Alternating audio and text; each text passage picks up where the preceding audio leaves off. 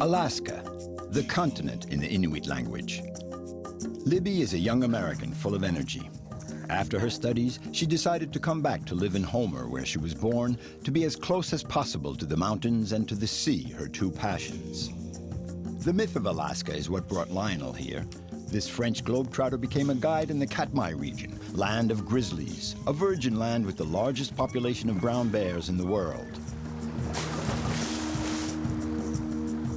Farther north, the roof of America with Danial. This lady belongs to the Club of Bush Pilots, a very select group.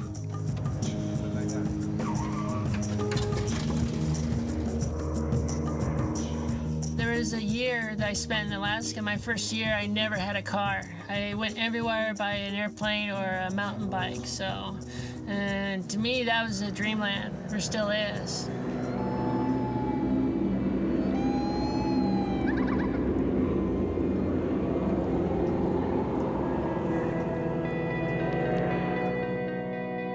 The Kenaï Peninsula in southern Alaska is a land of volcanoes, endless forests and fjords, a land sculpted by the sea and glaciers.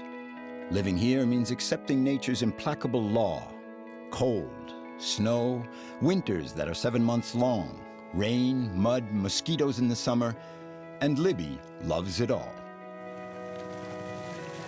For her, returning to the land where she was born was the obvious thing to do. This land has gotten under her skin, tattooed even, on her ankle. 8 stars, the emblem of Alaska.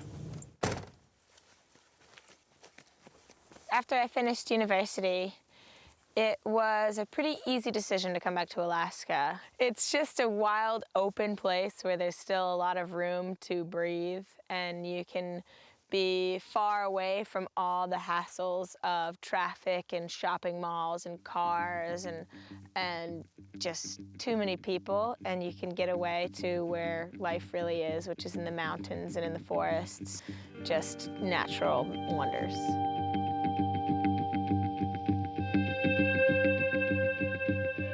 Katmai Bay near Homer, Alaska, is home to the biggest crabs in America and to the biggest Greenland halibut in the Pacific. And that's no fish story. So fishermen flock here to enjoy miraculous fishing at least once in their lifetimes. And Libby turns sailor to teach them the basics of fishing. Generally, I run a wilderness backpacking school for children, but sometimes I fill in on the charter boat just because it's fun and there's good money in it. And I like being out on the water. I think it's really fun, and it's always a pleasure. So. Listen up. I'm gonna teach you how to fish. In case you've forgotten, my name's Libby. Chet's the other deckhand. Libby has her sea legs on, which can't be said for everyone on board the boat. In this region of the far north, you have to know how to adapt. People living here hold down several different jobs at a time. Libby is an English teacher in the winter. In summer, she's a mountain guide and a fishing guide. And she's just as at home on a boat up to her elbows in fish as she is in a classroom teaching English literature. A lot of young people come back after going to university. They come back to Homer to work on the charter boats in the summertime. And there's not a lot of work in the winter, but in the summer there's more work than there are people. So it's a good job to have. I like fishing because it's fun, but I definitely prefer the mountains.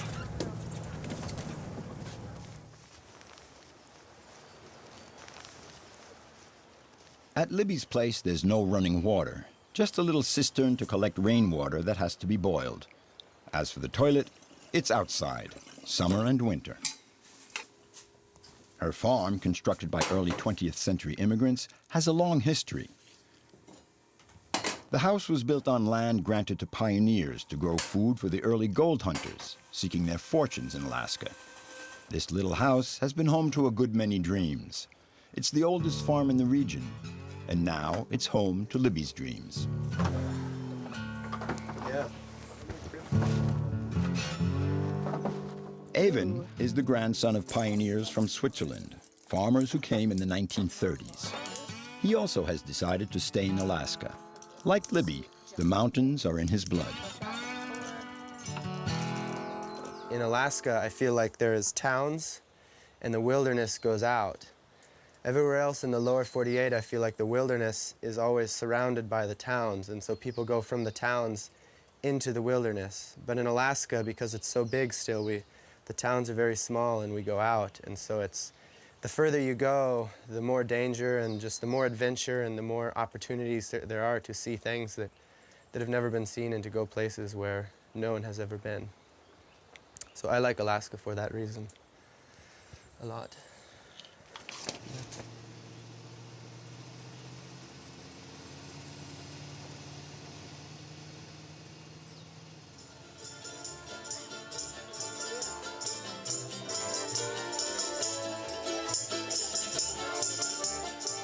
The generation of Libby's parents was part of the last great wave of American-style pioneers. In the 1960s, a lot of hippies left California for a more authentic lifestyle in Alaska. They all found their promised land and the space in which to be free. Hey, dance, gypsy, dance, all around the fire. Dance, gypsy, dance, all around the fire. Won't you dance, gypsy, dance, around the fire. This is a small gathering of our closest family friends for my mother's 60th birthday. Everything's special about Homer. We have beautiful scenery, wonderful people, really nice, close community. There's glaciers nearby and mountains, amazing fishing, and just a really nice arts community.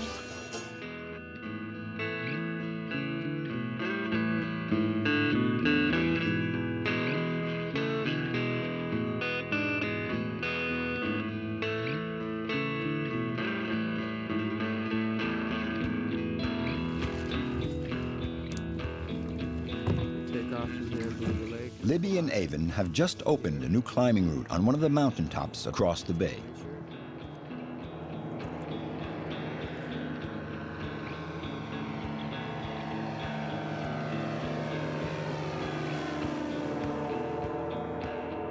We're going with them on their last reconnaissance flight before winter. They have to make this trip in order to evaluate the difficulty of the climb and of the glacier. If all goes well, they'll be bringing groups of teenagers here next summer. Here's a really difficult spot for the pilot to land because it's a very small valley, and he has to circle around and then land. Anything windy and it's going to be a little bit tricky, so we're on his schedule. The glacier pilots here and the bush pilots here they're in charge. They're the number one, so we just kind of work by their schedule.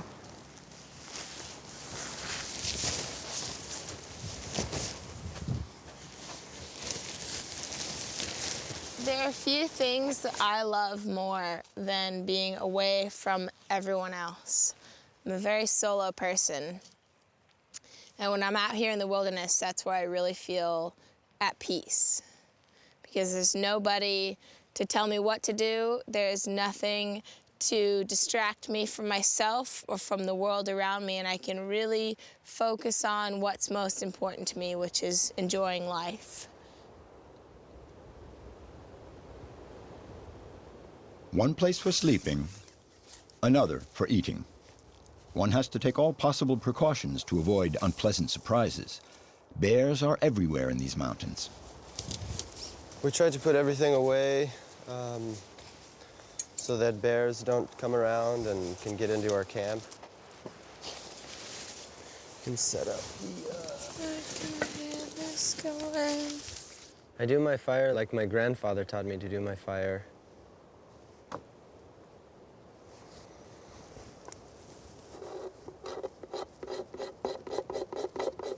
This wood is high in turpentine. This is magnesium and opine wood.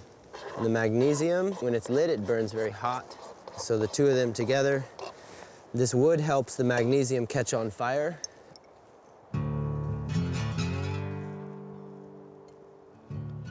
A few meters from the glacier, the temperature hardly goes above 5 degrees Celsius. And this is summer. We're lucky.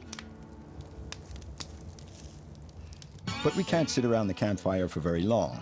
In a few hours, we attack the glacier.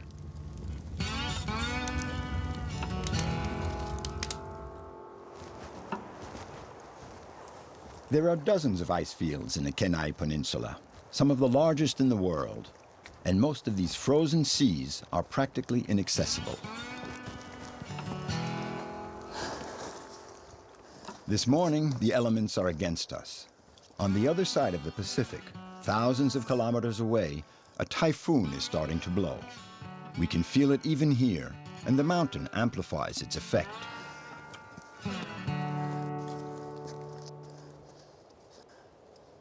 Just across the mountain range is the Gulf of Alaska, and so the weather comes usually from the Gulf of Alaska out there, and it comes over these mountains, and it just comes in real fast sometimes, strong winds.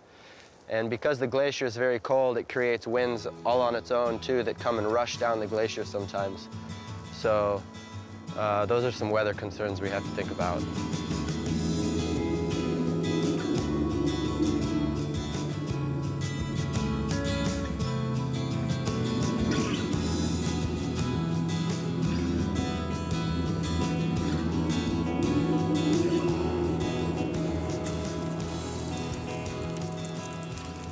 There's all kinds of volcanoes around here. We have Mount Augustine, Mount Iliamna, and Mount Redoubt. Mount Redoubt just erupted in April of this year, and it was a pretty big eruption. It spewed ash for hundreds of miles. There's ash all over Homer and Anchor Point and all the way as far as the head of the bay. Up here, that's what you can see, all the black on the glacier is all from the volcanic ash. The glacier is alive. It's always moving. Libby and Avon have to come here regularly to update their knowledge of the mountain and to evaluate the dangers. This seemingly immobile mass is constantly changing. Crevices shift. And like everywhere else in the world, this immense sea of ice is receding, inch by inch. The valley has been the same for 1,000 years. The ice has moved back, of course, but people have not come here, and there's no campsites, and the bears don't come and eat your food because they don't even know that they can. There's no reason for it to change in the past, and we try to keep it so there's no reason that it has to change in the future. You always make sure your campfire is put out and cleaned up, and I try to scatter it and bury it so that you can't tell that anyone was even here, that this wasn't even a campsite, so that it can be preserved for the next people and for generations to come, and also appreciate places like this. Avon's grandfather, the pioneer who came to build Alaska, handed down this philosophy to him. The earth is generous on condition you don't take everything from it. It's hard to believe, but even here, man's insatiable appetite is putting nature at risk.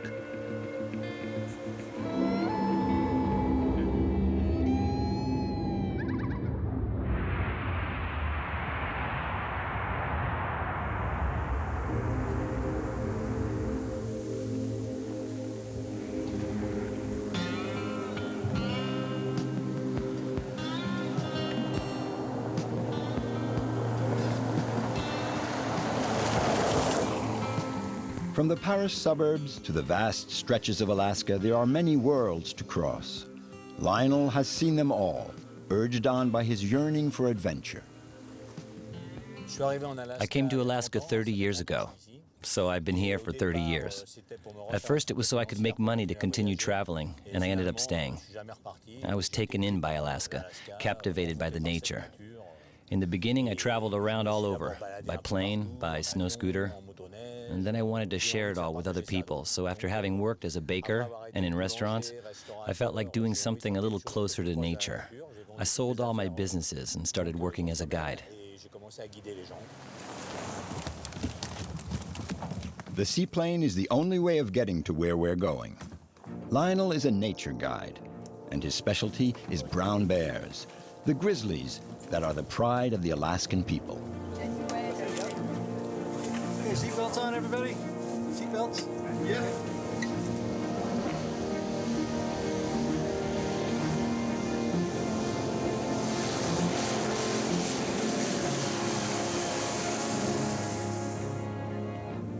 We're going bivouacking with Lionel in the Katmai, a totally virgin region, 400 kilometers west of Anchorage. The north, until the wind came out of the north, now we're finally The Katmai is a vast, uninhabited region of middle-range mountains, lakes, volcanoes, and tundra. For nearly 100 years, the Katmai has been a protected area, a natural reserve. This land is sacred.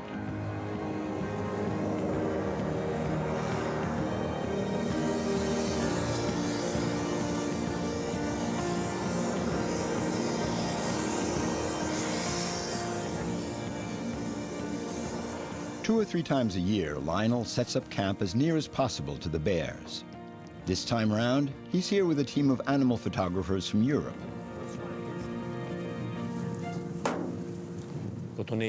When you're really isolated like this, if something's missing, there's no way you can get it. You have to have it with you. That means an enormous amount of planning, a lot of material. If we want to be completely safe, we need satellite telephones, weapons, good quality tents. If we forget something, we do without it. That's it. You never know what could happen. It could rain. The weather in the north changes very quickly. And then there are all the weather fronts that come from the east, from Siberia. There isn't a weather station every 20 kilometers here, so they have to rely solely on the satellite image, and sometimes that changes rapidly.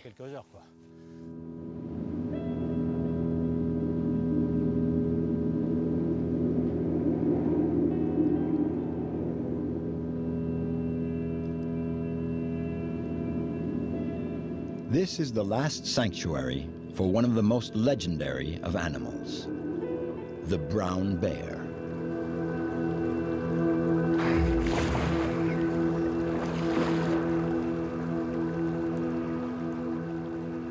Nearly 3,000 of them have been counted in the Katmai region. Nowhere else on the planet is there such a concentration.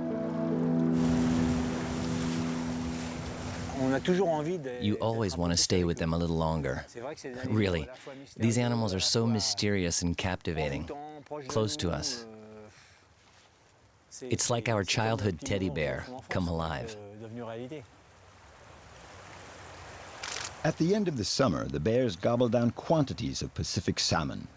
They can catch up to 80 a day. Every year at the same time, after an incredible journey, hundreds of thousands of salmon come to lay their eggs and then die in the rivers of Alaska, in the exact same spot where they had been born several years earlier. Yeah, that's perfect. And the bears also come back to the same fishing holes from one year to the next.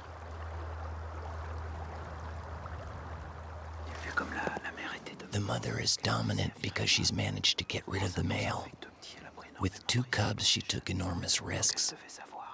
She must have known that she would come out on top. It must have been a male she knew, because you don't often see a female with young drive off a male of that age.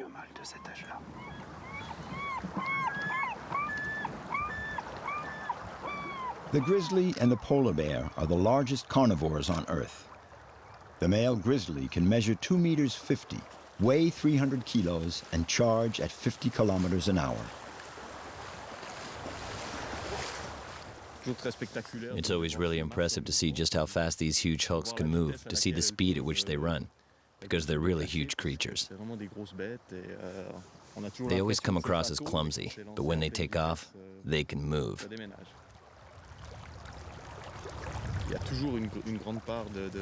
There's always a good deal of, I'd say, of wonder involved when you see grizzlies so close. Because, well, they're mythical animals.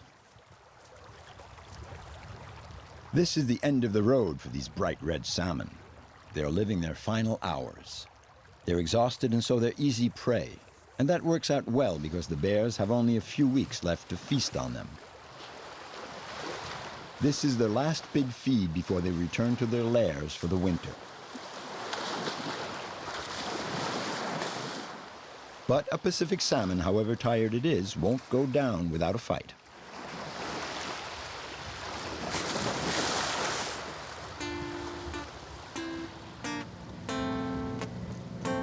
The Katmai is a land for adventure seekers.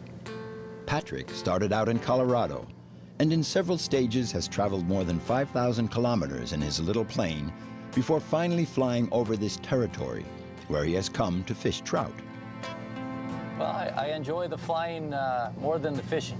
And yeah, it's a nice way to relax, and you appreciate a lot of things when you have the freedom of flight.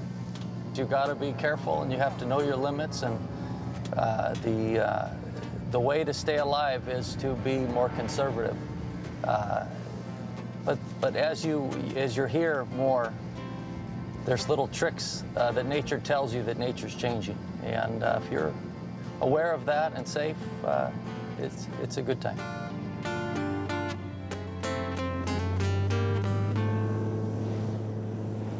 A farmer in Colorado, Patrick is a wide-open space addict. He loves Alaska and comes up to pitch his tent here several times a year.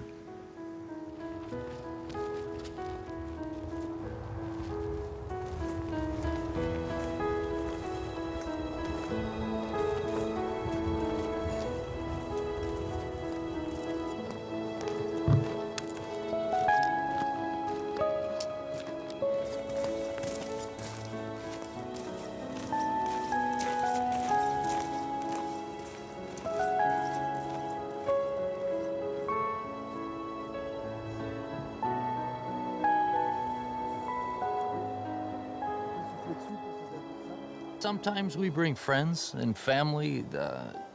1 month ago, I bring my 2 nephews, 12 and 13 years old. We had a nice time. Alaska's fun when you share it. It's most fun when you share and show people. The country is so magnificent and extraordinary that I think I've caught the Alaska bug. I try to make it back here. This is my 7th almost consecutive year. The moment I board the plane to return to France, all I can think about is coming back again.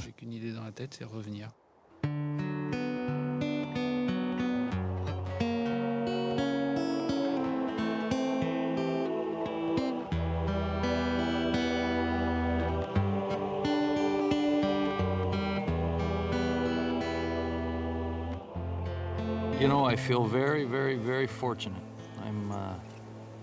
I feel honored, and I feel blessed, and I feel, I don't know, something about Alaska.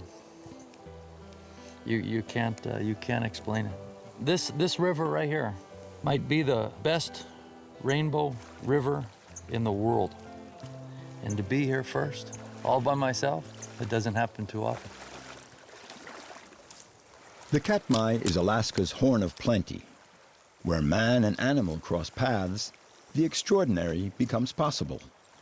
It's the last frontier, the last place without a lot of rules, the last place with no people, you know, the last place that you can die in 2 weeks, they still don't know you're gone, you know. There's still a sense of adventure for Alaska, for most people. Fishing in this wild land is exclusively for pleasure, catch and release only. It's a question of philosophy.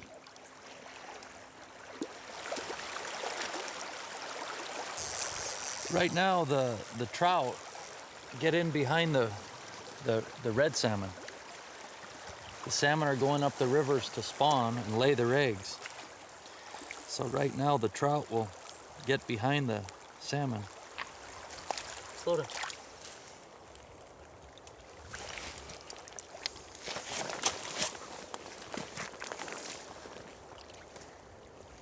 Yesterday I was here, I left camp at 5:30 and I got back at 4, you know, so my back starts to hurt though. Yesterday I took a nap on an island like this. You always wake up looking for the bear. Sound of Alaska. You know, bears, if you make yourself as big as you can with bright colors and a lot of noise, most of the time they leave. And the minute you run, if you're gonna walk away, back up. But the minute you run, it's their character to chase. So you just hold your ground and don't show any fear. Your heart.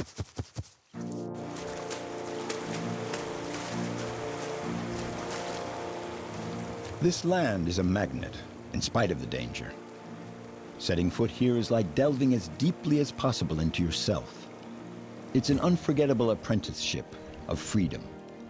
It's a return to the roots. Alaska is home to more than 70% of North America's brown bears. They are the pride and joy of Alaskans, who are even ready to accept a slowdown in economic development in order to protect this majestic animal. This has been happening in the Katmai for almost 100 years. Elsewhere, the bears were hunted and have almost disappeared.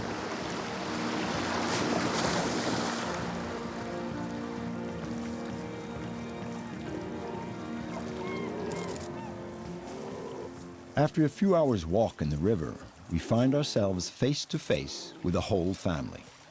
This is the magical moment of the encounter, right in the middle of a feast.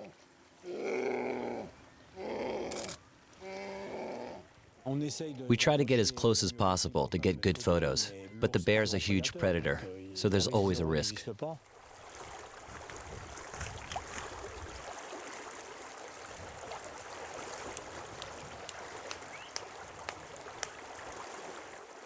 The rule is to not get closer than 50 meters to a bear, but sometimes they're all over the place.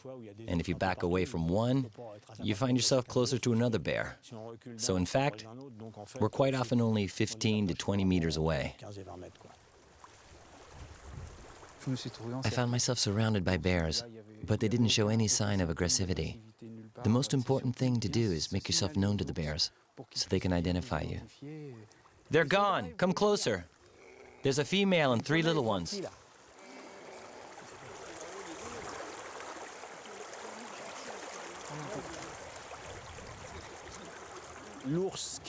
The bear is an extremely solitary animal, changing its behavior during the feeding season when food is abundant. It becomes more tolerant of humans and even more tolerant of other bears. We take advantage of this, because when you're as close as we are now, it's not a common situation. If there weren't salmon all over the place, it'd be impossible. In a few weeks, at the end of the spawning season, the red salmon will be gone from the rivers of Alaska, and the bears will be looking out for another source of food to satisfy their voracious appetites before going into hibernation. That's the sign for Lionel to leave. He'll have to wait another year before once again he will be able to approach these impressive predators. Suddenly, a freezing east wind starts blowing over the Katmai like a warning. There's no fighting it, it's time to go. We are only tolerated visitors in the land of the bear.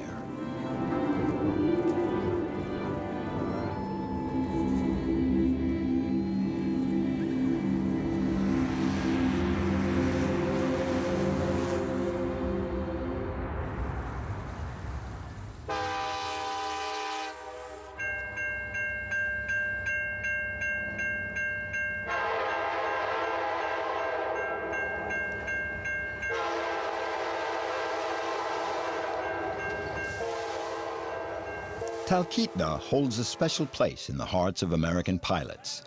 It is here at the foot of Mount McKinley, the highest peak in North America, that the most important moments in the history of Alaskan aviation took place.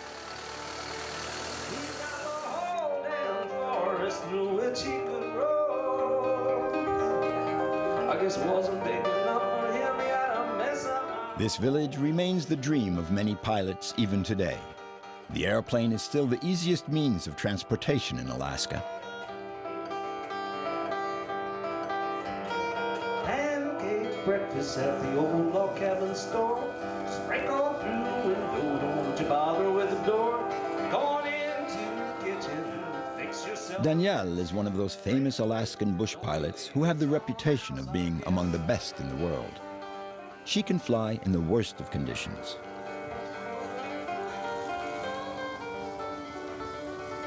I flew up here in my airplane 9 years ago on a quick trip with some friends. Just decided to go on a long cross-country trip, and then I landed here and just saw all these airplanes on skis just taking off. It was overcast, but they were still getting to the mountain.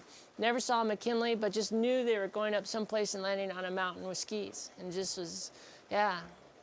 I liked the town.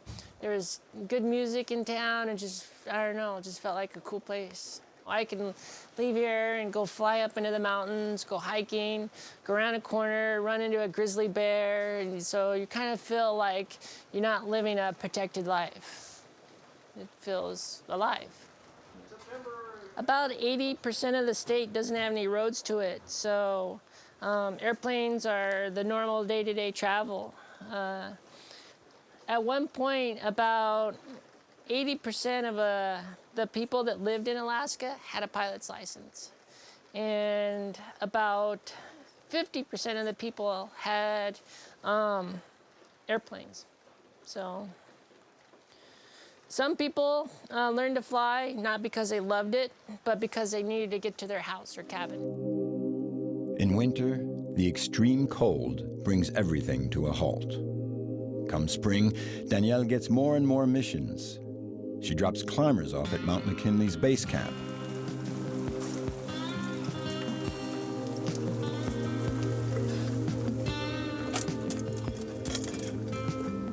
In summer, weather conditions permitting, she treats her passengers to a flight over the snow-capped peaks.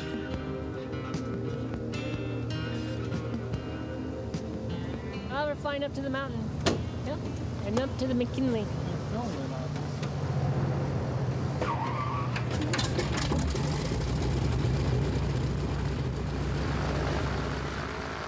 The plane is the local taxi.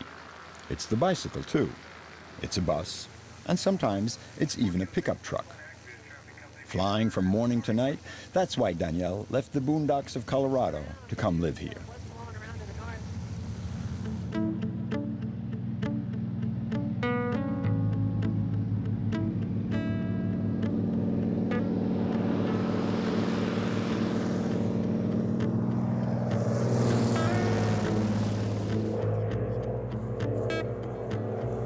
Most people that come here on a scenic flight generally want to be in a beaver because of the old radial engine, the poof, poof, poof, poof. It's a classic. It's like the Harley Davidson of airplanes, for sure.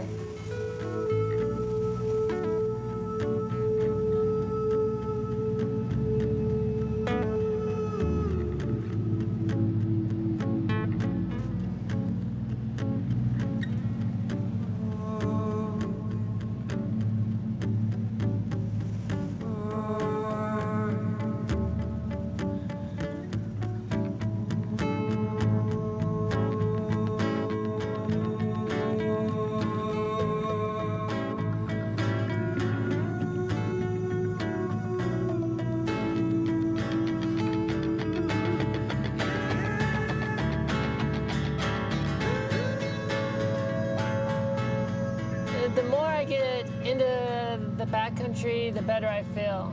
I felt definitely, more at peace. My first year I spent in Alaska, I never had a car. I went everywhere by an airplane or a mountain bike, and to me that was a dreamland, or still is.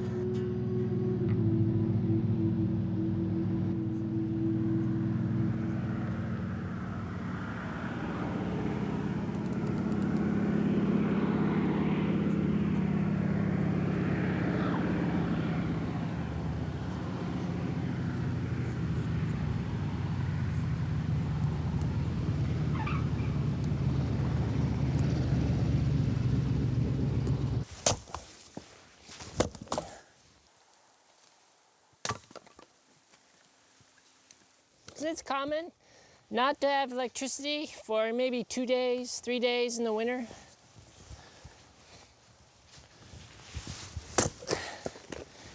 And when it's 40 below,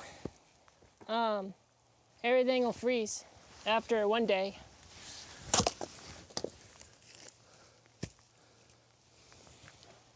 And that's a problem not just for water, but for canned food. Anything like that will ruin. There's no choice but to adapt to the climate. Danielle lives without running water in a converted container.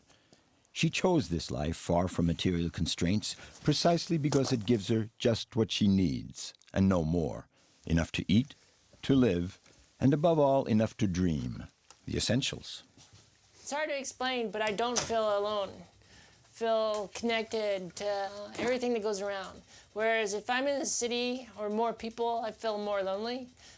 The more civilized thing gets, the more I feel lost. And here I don't feel lost. Some mornings here, I awaken and moose will come walking by. One morning I had a mother moose right outside this window. Her back is like this high. And then the calves are just walking around, little babies in the yard.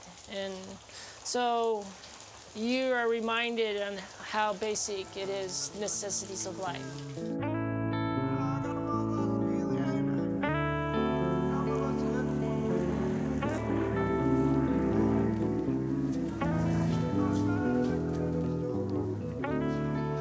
Skis for landing on mountains, bog wheels for the tundra.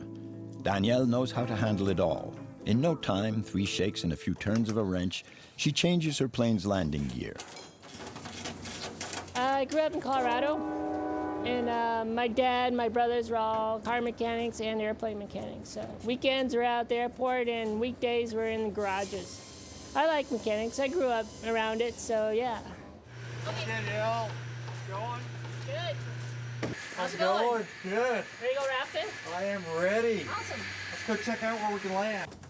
Today's mission is to drop Carl off near one of the region's many rivers. I'm ready.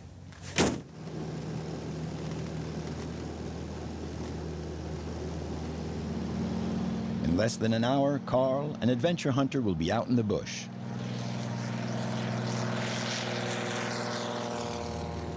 For the Alaskans, taking the plane to go rafting is like taking the bus to go play tennis. Even though they stopped making them 40 years ago, the Beaver remains the favorite plane of the Alaskan bush pilots. They're passed on from one owner to the next like collector's items. Though it's not extremely fast, it can carry a very large load. It was designed to land anywhere at relatively low speed. It's the perfect bush plane. This Beaver, it has a history with some of its accidents it's had, but probably the most famous is there was a murder that occurred in it. The owner had it on floats and landed in a river where his cabin was, and then he left the airplane tied up, went to his cabin, and then the following day or so when he came back to his airplane, someone had rigged a shotgun on the door, and he disconnected the airplane from the shore, then pushed off and opened up the door and got shot right in the chest from the shotgun. So the airplane was drifting down the river, and it took him a while to actually find the owner.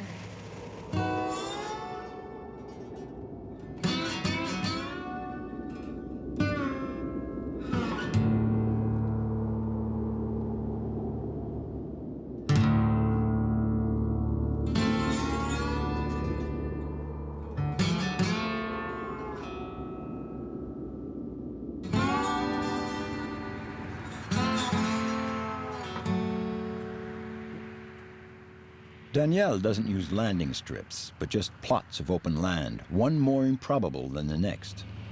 She flies over once to check it out, and 2 minutes later, the plane is on the ground.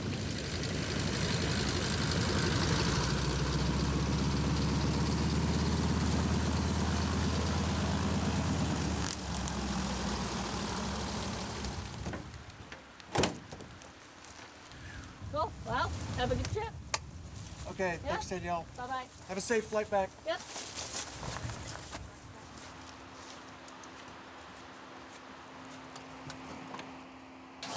Carl is going to have to walk a little before getting into the water. From now on, he's on his own, but that's exactly what he came for.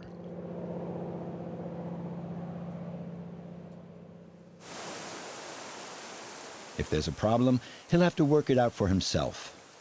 Those who don't follow the rules of the game can end up paying for it with their lives. It's been raining for days now, on and off, and it rained hard last night, and the water is still coming up a little bit. And then this morning we've had rain and sun and different things. But you know what they say in Alaska? If you don't like the weather, wait 5 minutes or move 5 miles. That's Alaska. No guarantees.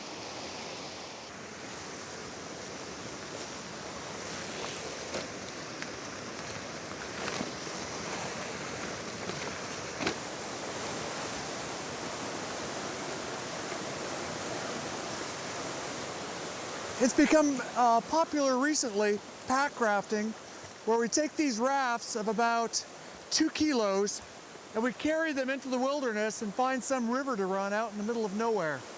And you can take the raft out, you can blow it up, run a river, and then take out at another point, climb another mountain, go to another river, and it just allows you to look at a map in a whole new way. In Alaska, there's a lot of things that can be dangerous. You just really have to pay attention. You've got to be prepared in many ways. In my life jacket, I carry waterproof matches, I carry a signal mirror, I carry energy bars, I carry an emergency blanket, I carry the bare minimum survival tools to survive in case I should lose my boat or something worse. We're ready. Most mountain rivers in Alaska are inaccessible. Going down them can take several days, and everyone knows it's a tough place. Even in summer, the temperature of the water rarely gets above 8 degrees Celsius.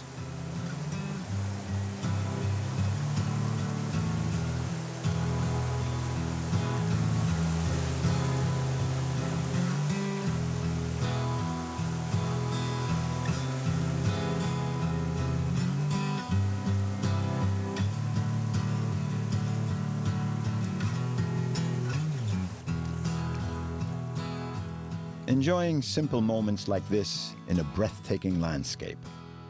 That's the lifestyle that many have chosen in Alaska. A simple and serene existence. Living here is feeling that you've found your place. We're only 30 kilometers down from the glacier where this water is coming from. This is the Shalitna River, which comes out of the many glaciers on the east side of the Central Alaska Range. It's both got some clear water from snowmelt and the milky water from the glaciers. Now, every river in Alaska was named by the natives. It ends in na. Shalitna, Susitna, Tokasitna, and that's how you know it's a river in an Indian name. Oh, look at my snow tree. I said, oh, look at my snow tree. Carl, looks like you're traveling a little light. I am traveling light. Hey, you want to join us for lunch? That would be great. That would be great. Where are you stopping? Oh, you know, down here just a little ways. Okay. This canyon's going to open up a little bit. That'd be nice to get off these wet clothes for a little bit, get some sun on me. And... All right. The unexpected is everywhere. We run into Joe, another rafting fanatic. He looks like a trapper, but he was the Talkeetna grade school teacher for more than 30 years. These two are old friends. Hey, check it out, bear tracks.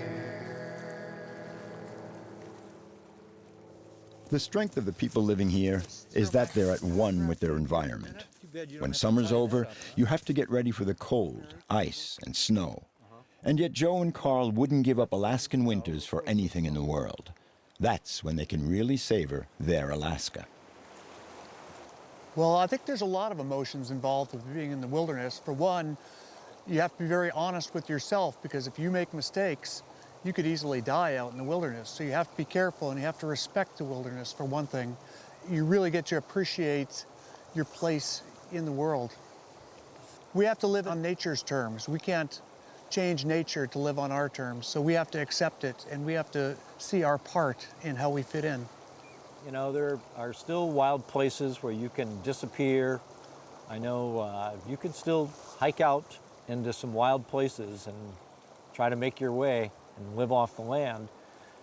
And it seems odd that probably most of North America was settled by humans coming from Asia, walking probably right through this landscape right here, but they kept going because they realized that this was not exactly the best place to stop just because of the climate.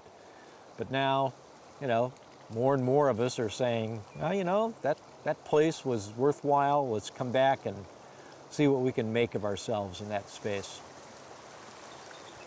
The last frontier.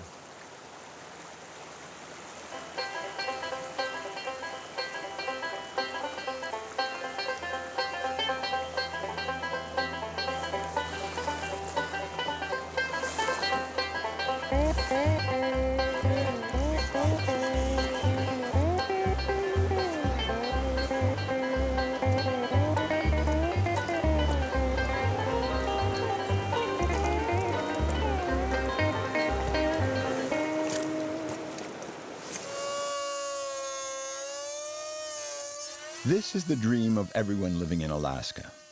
Danielle has just bought a piece of land where she's going to build a trapper's cabin. The myth of the pioneer lives on. This is for the floor of my cabin. The smaller pieces are easier to transport in the airplane. Long pieces are difficult. I can transport some, but then the smaller pieces can go inside the airplane. Danielle has chosen to build her dream house on an inaccessible hillside. It's a good place. That's the fun of it, is that it is a challenge. This young woman has not chosen the easy way out. The wind has to be just right in order to land on her little acre of paradise. Only Danielle could have dreamed this one up.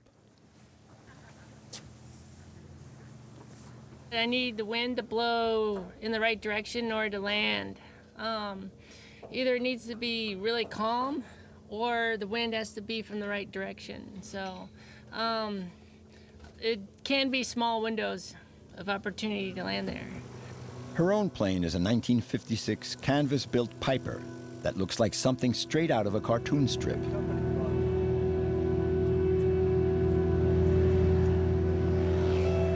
It takes about 5 minutes to fly there. You cannot drive. It takes about 8 hours to hike there. Maybe 10. I never hiked.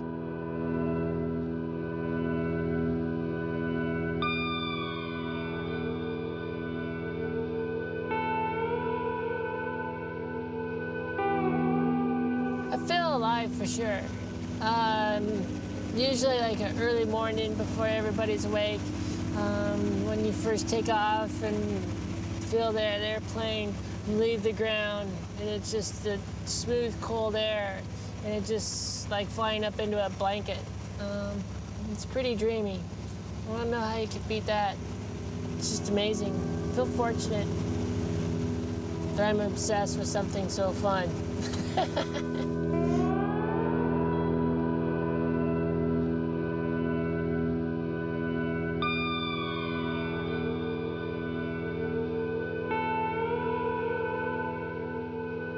Within a few years, Danielle became a reputable bush pilot. She can land almost anywhere, something that not many other pilots are capable of doing. Her hill is a long way from being a landing strip. With a slope of more than 20 degrees, landing there is a real challenge.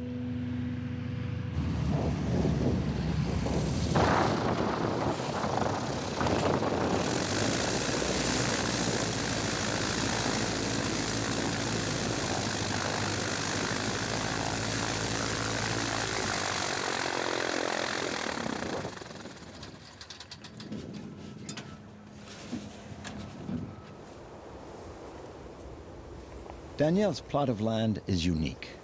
With a stunning view of Mount McKinley, it's worthy of her dream. Choose this area because it looks over the entire valley. And yeah, most of the time is down in the forest or in the canopy. So it's nice to have a place to go to where you see over the entire valley. Yeah, it's a perch.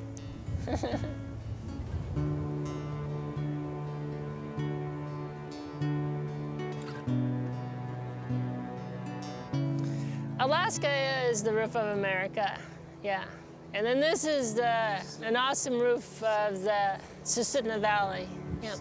Home you say, home you say, home you say. Home you say, home you say, home you say, home. Home you say, home you say, home you say.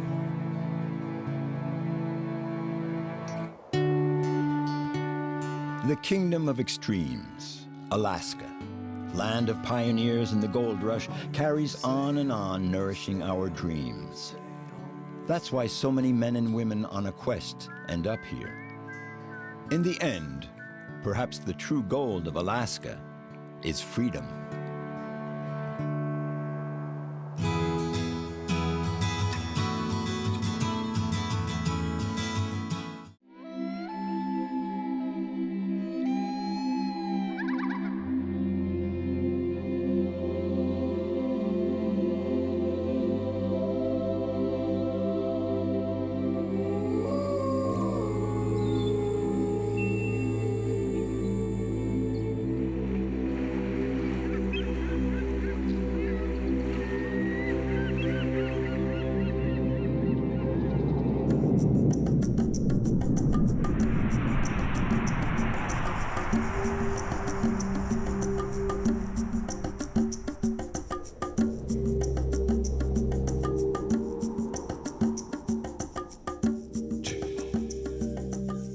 Costa Rica.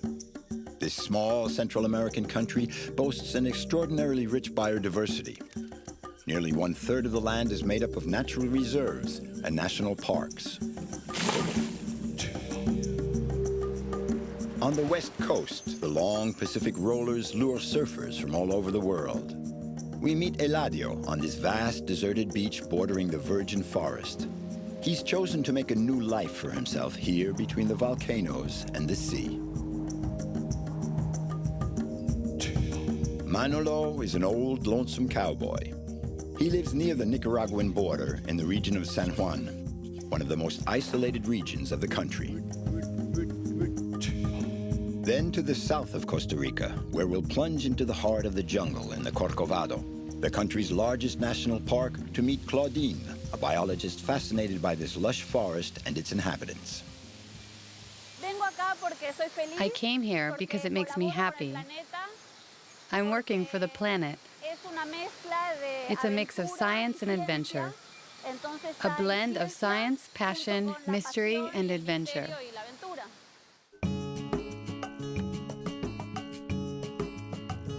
Costa Rica, the rich coast. Christopher Columbus gave this name to this land he discovered on his 4th voyage to the New World. Costa Rica is the realm of microclimates and a wealth of living species.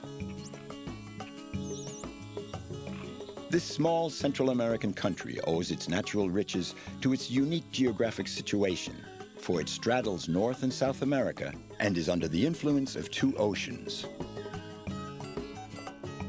Crossing Costa Rica gives a speeded-up version of the history of the world. There's a chain of volcanoes running right through the middle of this small country that contains 4% of the planet's biodiversity.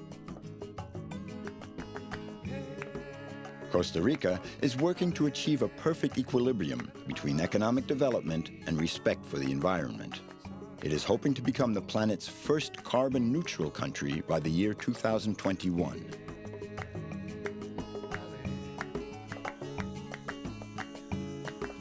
Costa Rica's volcanoes present some of the country's most breathtaking landscapes.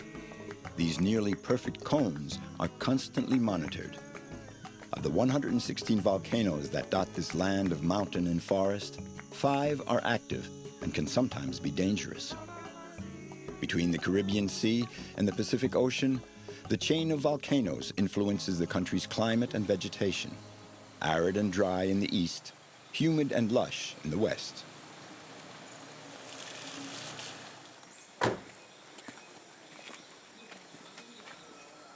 How are you, Oscar? Hey, great. Hey, Oscar, my friend, how's it going? Hey, I'm okay. But it's raining. Not great weather for the ascent. Let's give it a try. Okay, we can give it a try. This is the way in to the Rincón de la Vieja. Here, nature rules. Rincón de la Vieja is one of Costa Rica's most imposing volcanoes. This morning, Eladio, one of the local guides, is accompanying Oscar and Eliezer Duarte, one of the country's foremost volcanologists. The 3 of them are setting out to climb the mountain right up to the crater.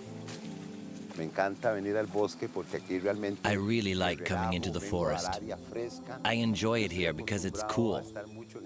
I'm usually in the dry forest in the sun.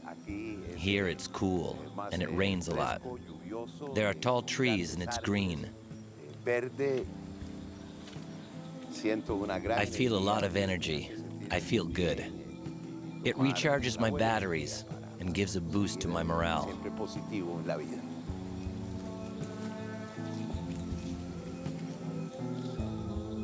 Due to the influence of the cloud banks that drift across the country from east to west, Rincón de la Vieja has a number of facets. The virgin forest is home to lush vegetation and a wide variety of wildlife. Land of pumas and jaguars, this jungle is also the realm of hundreds of species of birds and invisible snakes.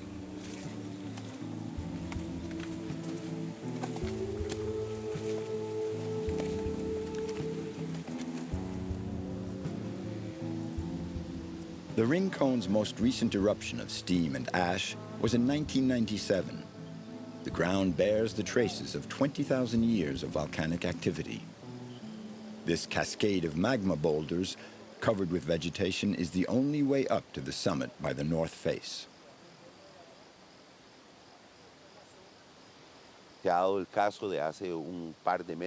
2 months ago, an American came hiking up here. He got up to the summit of the volcano, and as of yet, they still haven't found him. They don't know if the crater swallowed him up or if he got caught in a mudslide.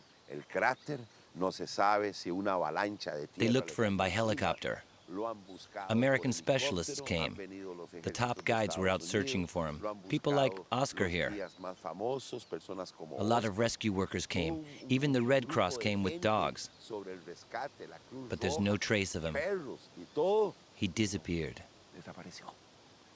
He disappeared because he wasn't wary enough of the volcano Rincón de la Vieja.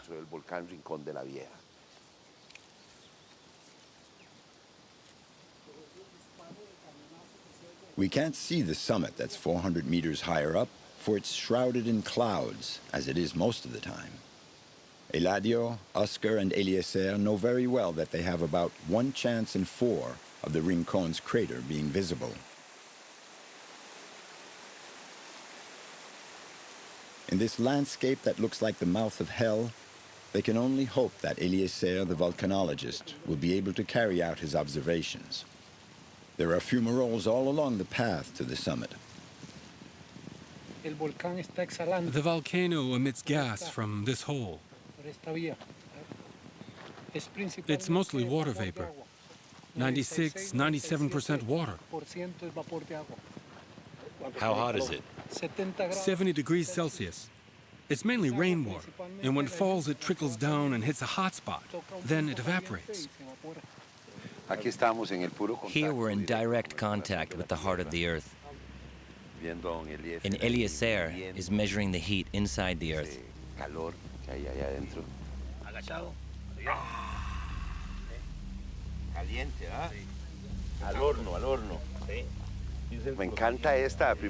I love coming up here, making the effort to observe and enjoy the beauty of nature.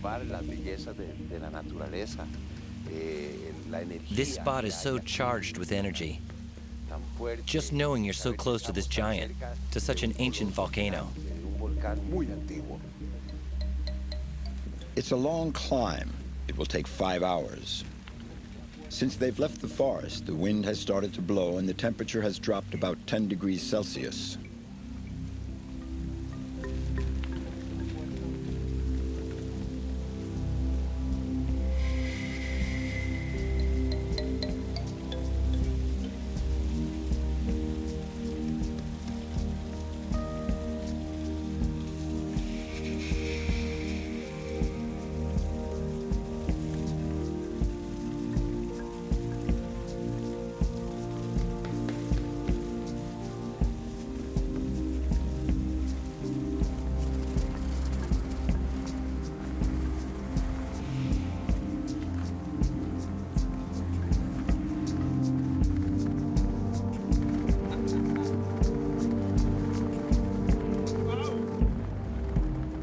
Rincón de la Vieja volcano is almost 2,000 meters high. The chilly wind is blowing at 100 kilometers per hour. The crater remains hidden in the clouds, but no matter. Every time Eladio reaches the summit, he feels the same exhilaration. These are such special moments in life. Moments when you grab the sky in your hands and you seize the immensity of the universe and the beauty of nature. And to experience that with my old friend Oscar, it's fantastic. Isn't that right, Oscar?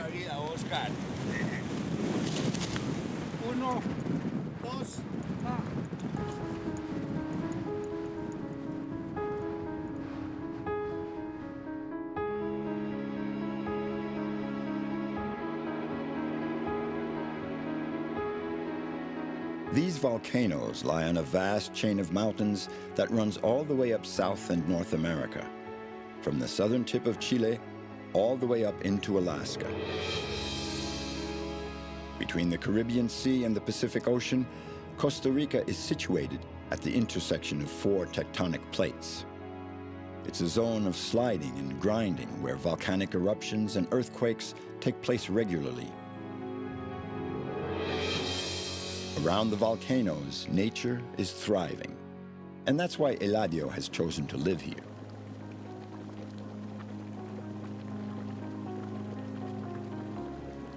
At the base of the volcano, many boiling springs act as barometers of the Rincon's activity. These bubbling cauldrons are made by rainwater that percolates down into the magma chambers, where the water and mud are heated as in a gigantic boiler.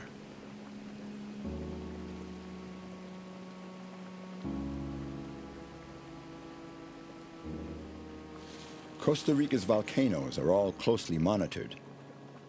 The samples that Eliezer is carefully gathering will be analyzed in his volcanic and seismic observation laboratory in San Jose, the capital.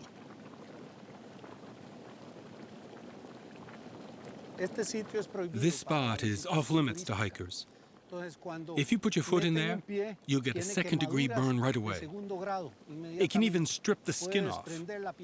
You have to be very alert and wary here in this part of the volcano.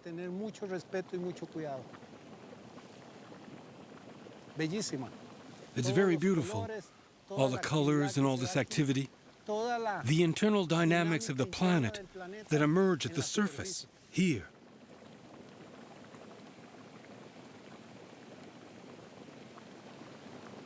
I think that I was born with 2 hearts, one for the national parks, the other for the volcanoes.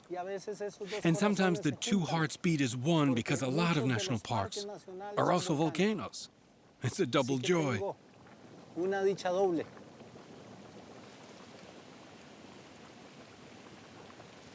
The volcanoes are the pride and joy of the Costa Ricans, and they're used to living with the threat of an eruption. This is why Eliezer comes regularly to take the pulse of these living mountains.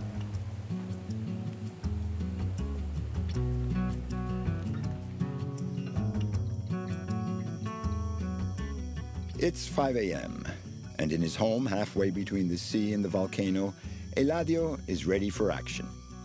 It's time for him to head for the Pacific and hit the waves.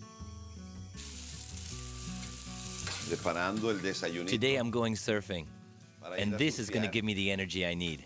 Buena gasolina, buena fuerza. Hey, ¿cómo estás? Que mami está cocinando. Gracias. Hoy es un día muy especial. Today is a special day. I think there'll be good waves. I hope. There's a swell coming from Hawaii and California that comes in at Peña Brua. You get great waves when it's like that. Breakfast is important. A good pinto will keep you going all day. Buena energía para todo el día.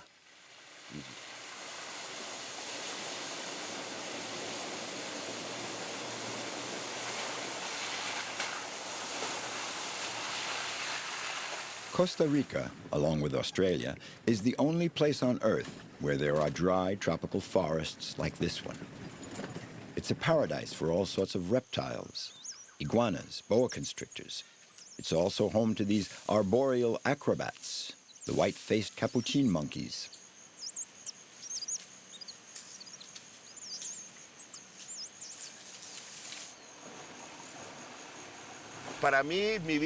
For me, life is the forest. I found my reason for living here.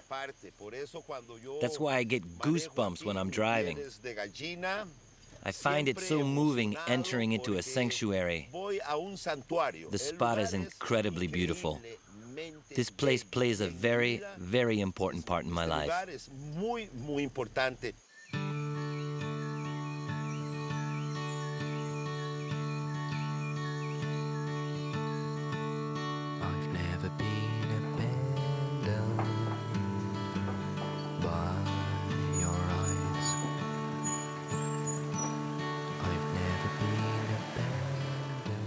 At least an hour and a half bucking along this rough track through the forest to cover only about 10 kilometers. Eladio is still eager to go surfing. You have to earn the pleasure of riding the waves. At the end of the trail, we discover these wild, deserted expanses on the Pacific coast. Here on the northwest coast of Costa Rica is the Peña Bruja beach with its famous Witch's Rock. As soon as the surf is up, Eladio heads for this beach. Surfing is his second religion. Peña Bruja is a paradise, or at least it is for Eladio.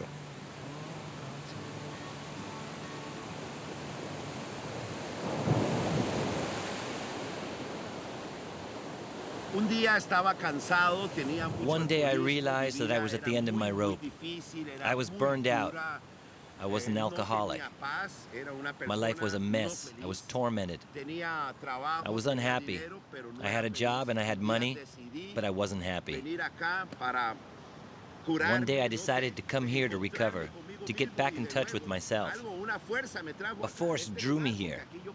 I had known about this spot for 35 years. I remember the first time I came here, I felt a very strong attraction. Now I'm free and happy. I soar like a bird. I'm an animal among all the other animals of the forest.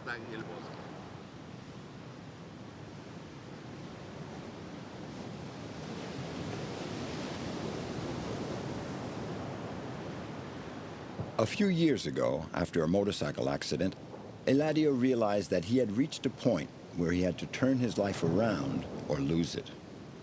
So he said goodbye to the city and its dissipation, the alcohol and cocaine. In 2000, Eladio wanted to get clean. He left San Jose, the capital, and came to live here in a bungalow near the beach. And he lived alone there for 5 years. I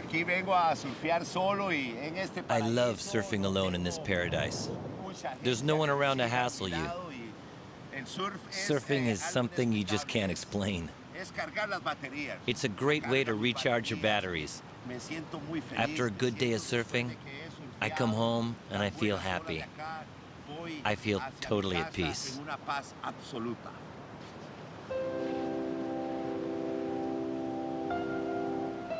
So Eladio was born into his new life on this beach. It's an existence reduced to the very essentials: the sky, the sea, and the surf.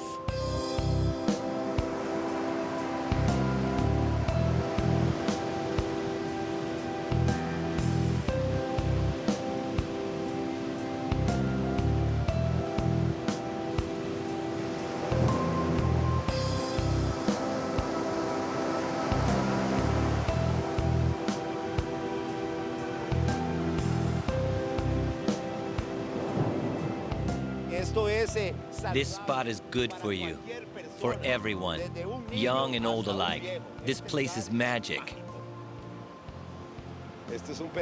like a piece of heaven that fell to earth. This spot is blessed by the gods. It's a place that helps you evolve spiritually. It's like a clinic for the mind and the soul. Surfing has made Eladio a free man, at peace with himself. These wide open vistas have allowed him to bounce back. That's the magic and force of this spot, somewhere on the Pacific coast of Costa Rica.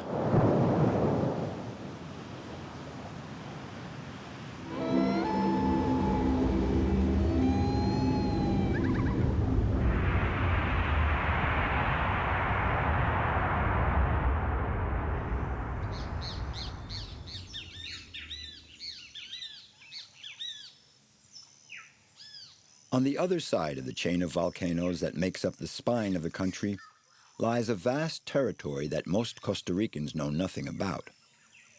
The region of San Juan is a land with no roads leading in. This is a land of thick, humid mist. A warm, sticky mist that influences the character of the people who work the land of the San Juan region. En menos de 3 patadas acabó con su rival, pero también aquel gallo de su herida muerta y ahí juró que era un amigo. ¡Hey!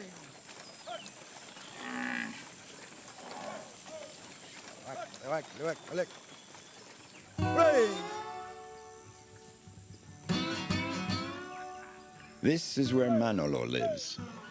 He's foreman of a ranch of more than 700 hectares, with as many head of cattle. In these humid tropical latitudes, time relaxes. The men have to put up with the torpor, and they take on an easygoing lifestyle.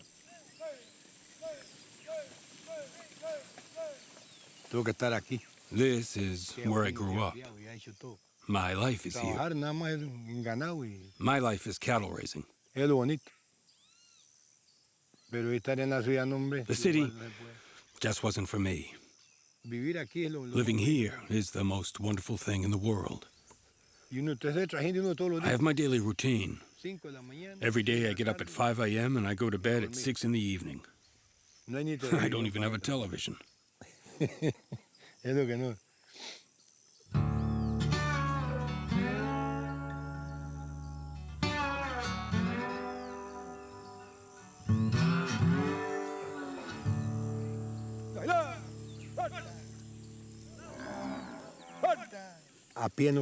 When I'm on foot, I can't do a thing with them. But on horseback, I get right into the middle of the herd. The cows can get aggressive with you. We're never on foot except in the corral. Because there, we can take a stick to defend ourselves. But here, I'm always on horseback. And any one of these cows can come after you.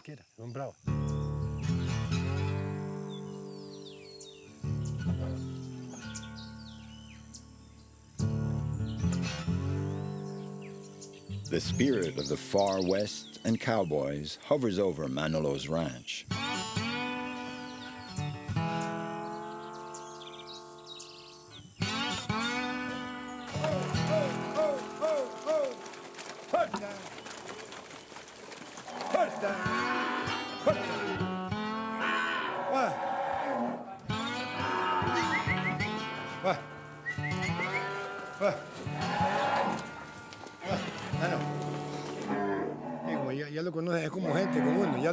I know them as if they were human, and they know me pretty well. Cows are like that. Some are bad-tempered, and they're only placid with me. They know me. But otherwise, with a stranger, well, they can get nasty. You could get yourself tossed right over that fence.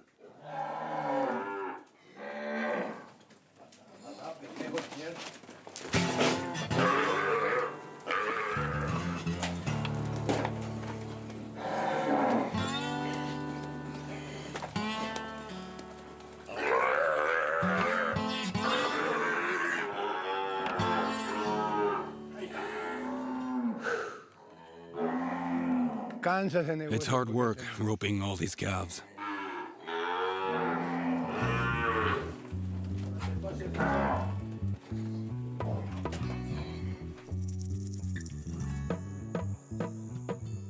Manolo has been living here far out in the country near the Nicaraguan border for 30 years.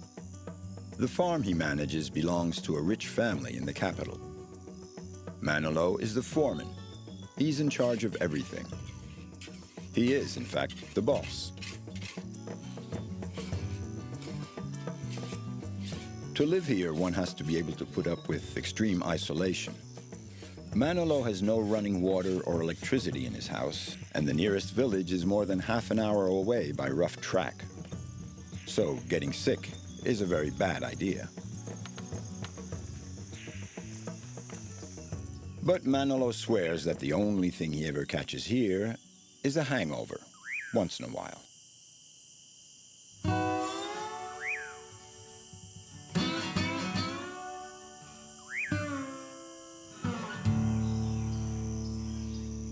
Manolo's farm has a particularity. It's the last farm in Costa Rica, the last piece of property before the Nicaraguan jungle.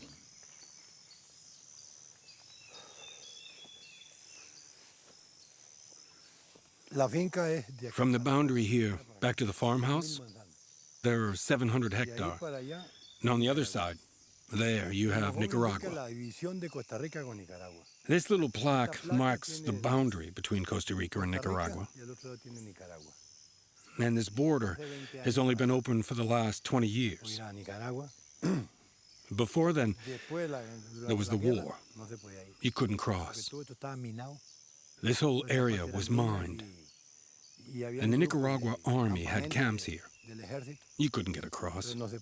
You'd get arrested. Nobody would go there. We'd like all that to disappear someday, so that we could come and go freely, as we please, without any problems, without any passports, completely free.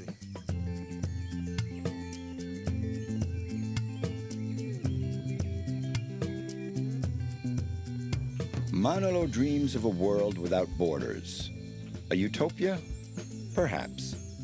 And yet, 60 years ago, Costa Rica made the decision to disband its army in order to improve its health and education systems.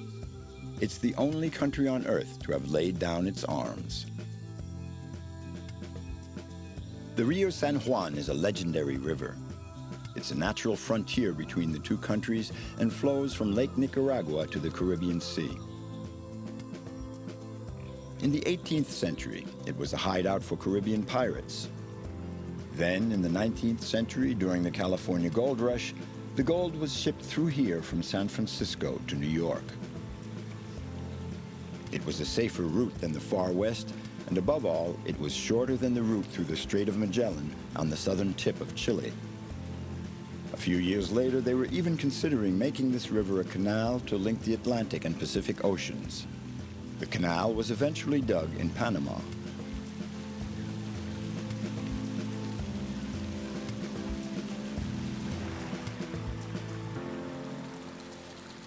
And here's how Manolo lands in this out-of-the-way spot of El Castillo in Nicaragua. It's as simple as that. For Manolo, El Castillo is the big city.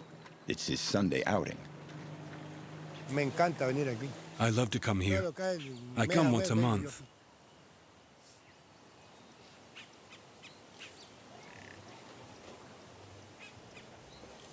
I do my shopping. I stay over a day or two. Then I head home.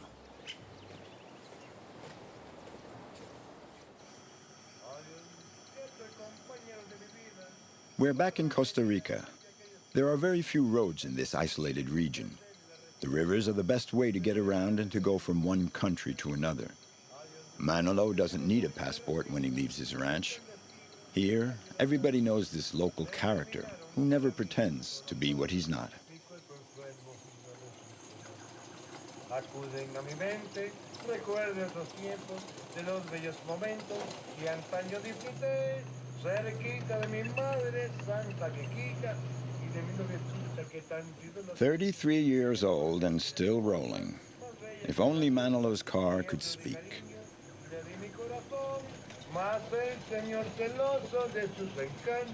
At the end of the road is Banderas de Pocosol. It's the closest village to Manolo's ranch, the only place where he can have a little human contact. Buena, pan cuadrado.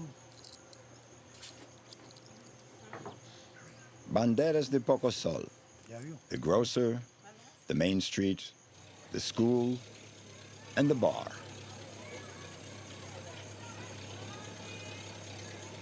Manolo comes to town at least once a week just to break the monotony of his isolation.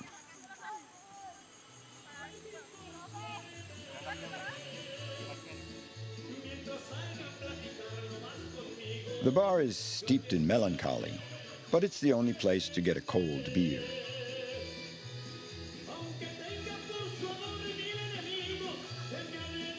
Time to head back to the ranch. Manolo always manages to find someone to help him start his ancient jalopy.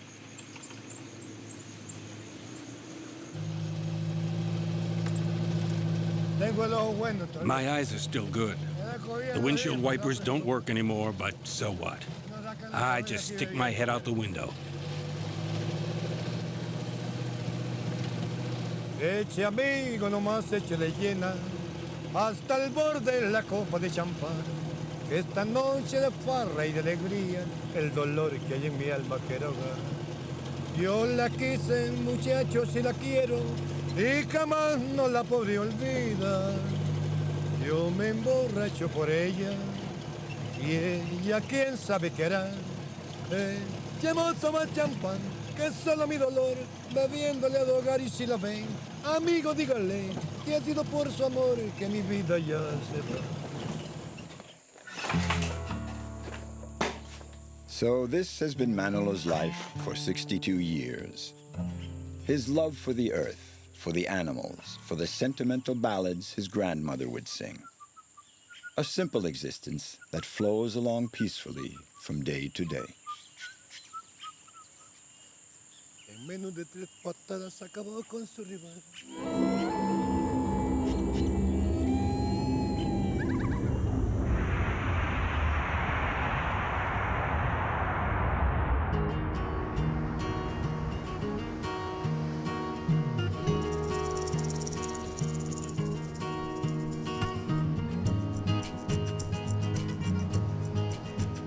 In the south of Costa Rica is the Osa Peninsula, a piece of the world that juts into the Pacific Ocean.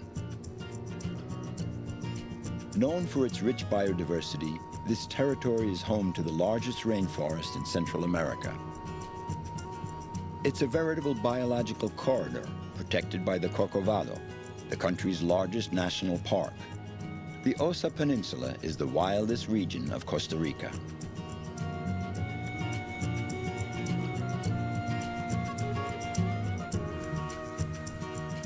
Claudine is a biologist and works for the University of Costa Rica. She was born in Argentina. About 10 years ago, enchanted by these tracts of wilderness, she decided to settle here in Costa Rica.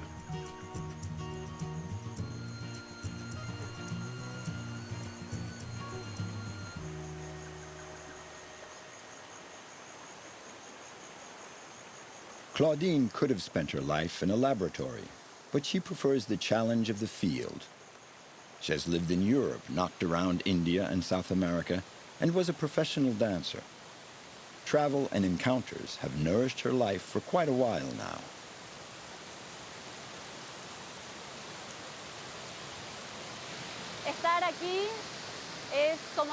I feel right at home here. It's the best spot in the world. I came here because it makes me happy. I'm working for the planet. It's a mix of science and adventure. A blend of science, passion, mystery, and adventure.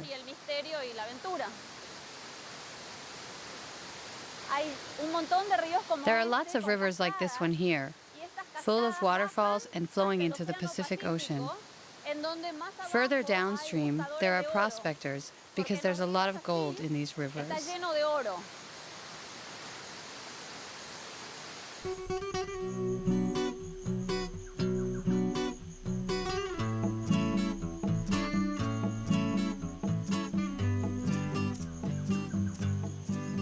About 30 years ago, the Osa Peninsula was seized by gold fever. Prospectors flocked here by the thousands. A tumultuous time. The prospectors and their camps were operating completely outside the law. Then, in the late 1980s, the Costa Rican government decided to crack down, and they destroyed all the prospectors' camps inside the national park.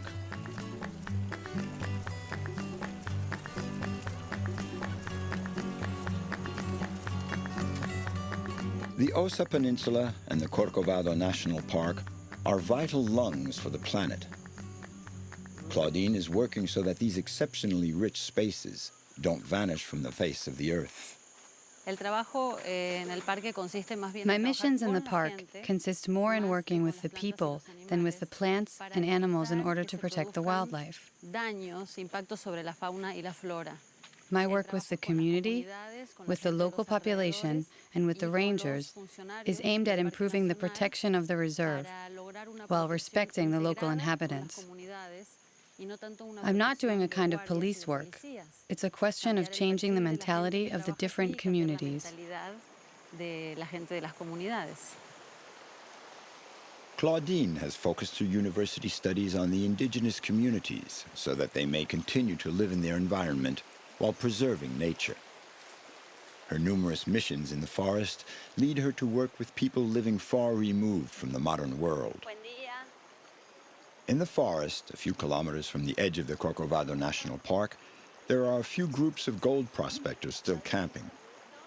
In this jungle, the rivers feed the dreams of those that life has shortchanged.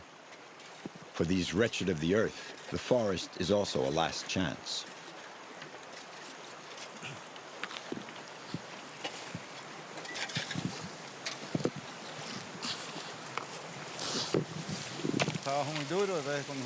It's hard work. We start at 5 in the morning and finish at 5 in the afternoon. We often come away empty-handed. No gold. Sometimes we get lucky, but it's still hard. We spend the whole day moving rocks.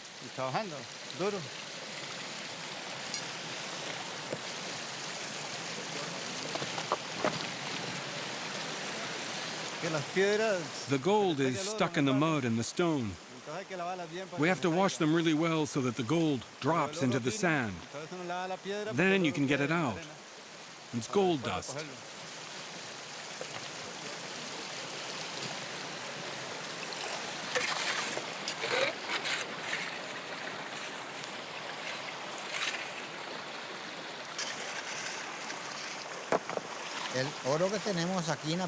The gold we find here in the Osa Peninsula is a national treasure. So they got it right when they named it Costa Rica. It really is a rich coast.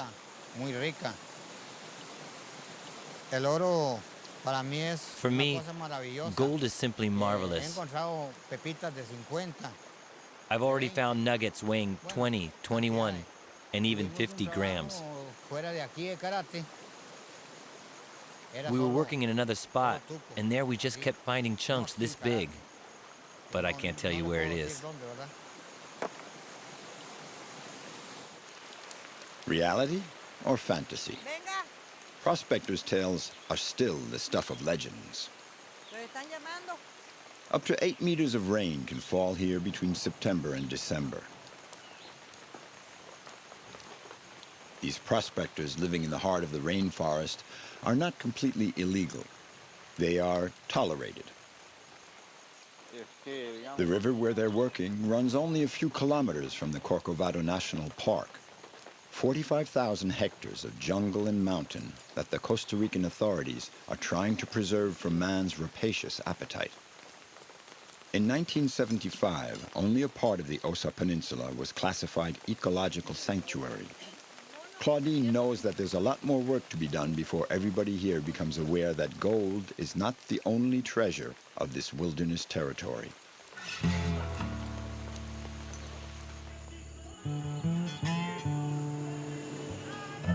Puerto Jimenez is the former El Dorado of the Costa Rican gold hunters.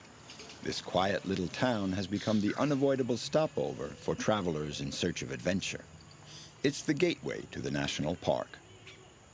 Claudine is going to spend a few days in the virgin forest at Sirena, the post of the forest rangers. Hola, qué gusto. Tanto tiempo. ¿Cómo te ha ido? ¿Tanto bien, tiempo? muy bien. Entonces, El día está vámonos. precioso.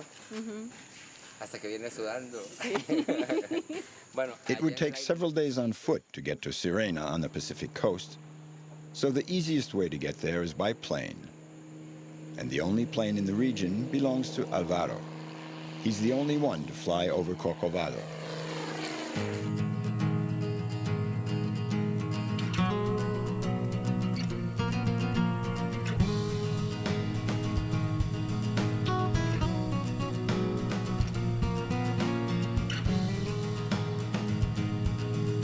Estamos aquí, vamos 800 pies en ascenso para 2500.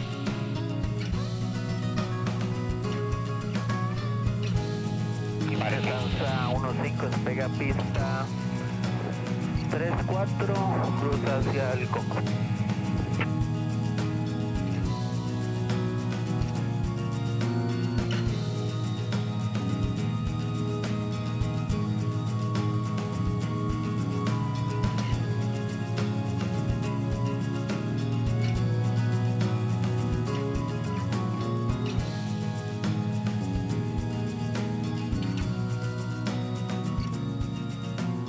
Y vamos a empezar ya el descenso.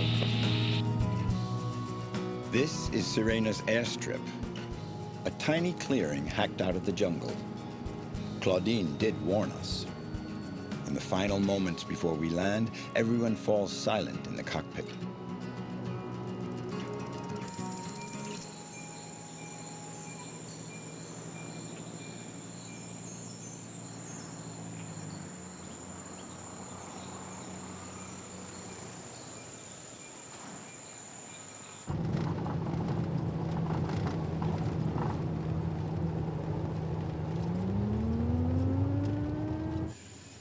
Felicitaciones.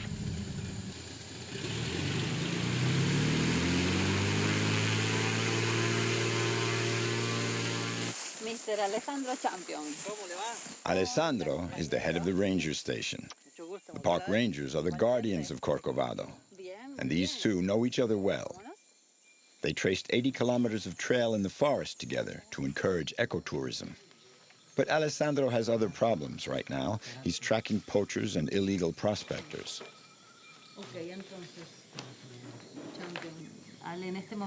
Where are the patrols right now? There's one down in the lower part of the park, near the lagoon. Another in the rincon. And another here, near the ranger station. It's around here? There are 3 patrols? You think it's enough? No, there are only 6 rangers in each patrol. Alessandro grew up in the jungle. He knows it like the back of his hand. Before he became a park ranger, he also was a gold prospector. I was 7 years old. I made friends here. They told me there's gold in that mountain. So I started looking for gold with them. Now, Alessandro has chosen his side. He's with the defenders of nature. Don't you feel a little bit like a cop now? With respect to your old friends? Yes, I have problems with them sometimes. They tell me, you used to be a prospector. You know what we're like. You've betrayed us. I tell them that it's time to stop looking for gold. I talk with them, try to convince them. And in the end, some of them do follow my advice, but others continue.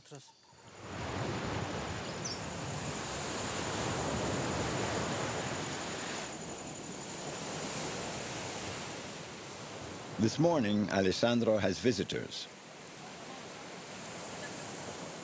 A group of tourists with their guide have just landed. Only a few motorboats come here to Sirena when the Pacific swell allows it.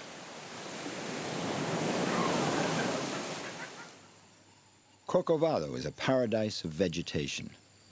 In the midst of this lush greenery, the ranger station provides accommodations for travelers eager to experience the primeval forest.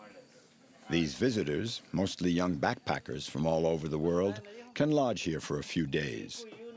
This setup brings in some money for the station, and that helps the employees protecting the national park.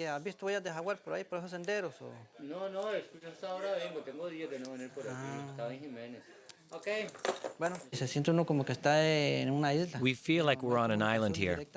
There's no direct means of communication with our families.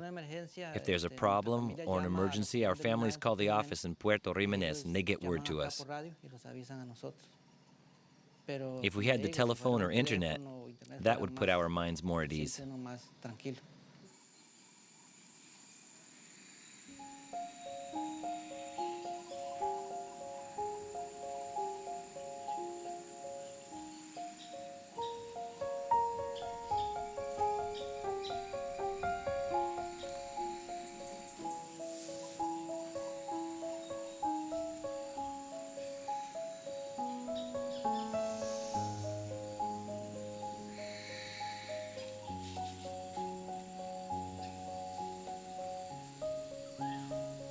The forest is an ideal setting to find oneself.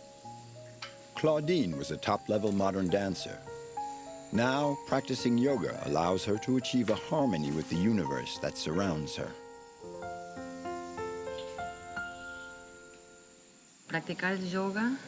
Yoga gives you a particular feeling, depending on whether you're doing it indoors or outdoors. It's an encounter with yourself.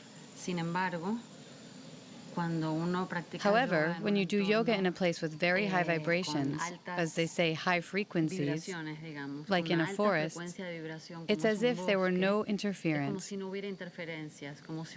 completely with yourself, and that gives you very special feelings.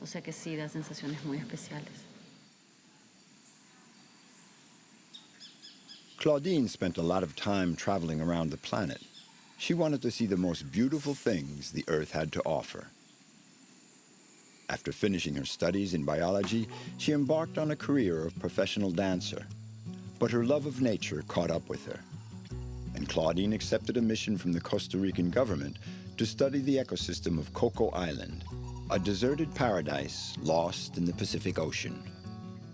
She stayed there for 8 years.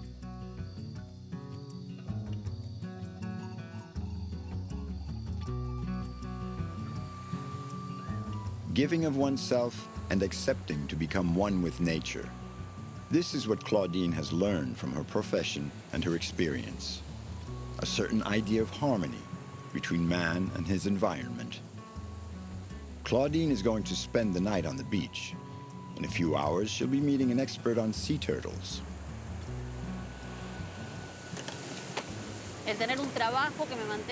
This having a job that allows me to always be in contact with nature is in fact an excuse. It brings back feelings from my childhood.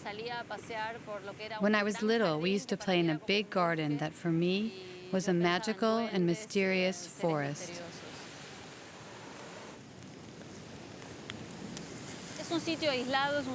This is an isolated and wild spot where the animals roam around freely, so they thrive. At night you can hear jaguars. They keep their distance. If you're really lucky, you may catch sight of a puma. There are snakes, monkeys. There's more wildlife than human. It's more the animals' world than the humans. 5 different species of sea turtle have been coming to lay their eggs here on the beaches of Costa Rica for millions of years. This animal, straight out of prehistoric times and capable of crossing oceans, benefits from the protection of scientists.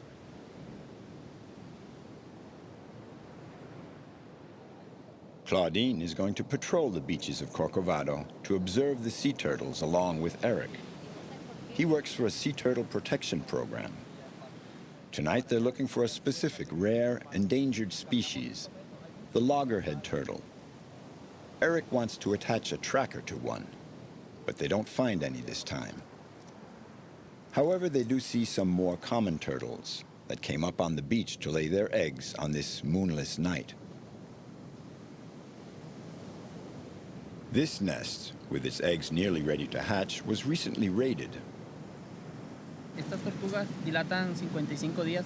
The eggs have to incubate for 55 days. Here, the eggs are 50 or 51 days old, and when they're close to hatching, like these, they give off a very strong odor. The raccoons in the forest smell that. So one came by here. He dug them up, ate his fill, and went off leaving the nest uncovered. So tomorrow morning the birds would come and have a feed. Claudine and Eric move the eggs a few dozen meters away. In a few days, they'll hatch, and the lucky ones will make it to the open sea. Only one turtle in 1,000 reaches adulthood. I'm proud. It's important to work for a worthy cause like sea turtles, which are very vulnerable animals. They can be eaten by other animals. And I'm happy to serve this cause, which is very important for all of us here. Nearly 1/3 of Costa Rica is protected territory. It is the only country to have reconciled economic development and respect for the environment. So the Corcovado National Park is a very special place. My message is one of hope and of warning. If we don't change our ways, Corcovado could cease to exist. If we change our habits just a little, we could protect the planet a little better. Without Corcovado and places like it, our future seems very bleak. But Corcovado does exist.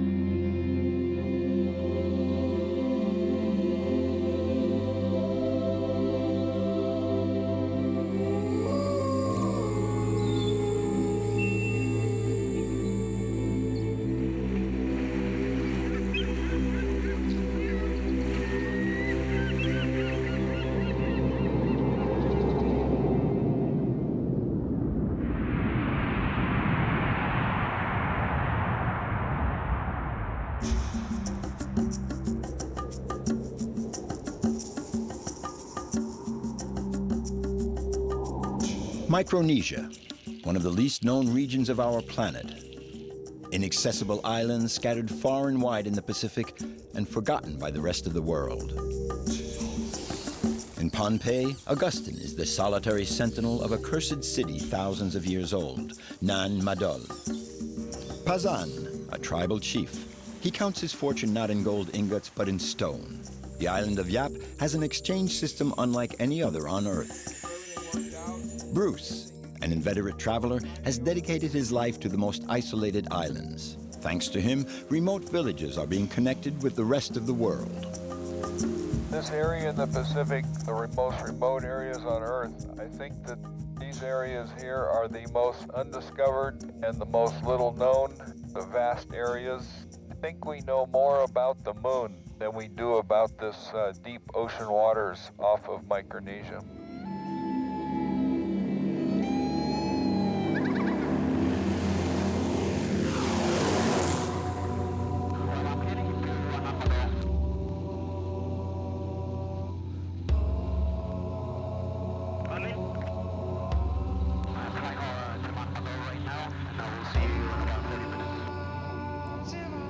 Flecks of land scattered across a blue background. Micronesia, 2,000 little worlds surrounded by the vast ocean. And just as many distinct cultures, each with its own language, history, and beliefs. The one thing they have in common is the feeling that the Pacific Ocean is their only link with the rest of the universe.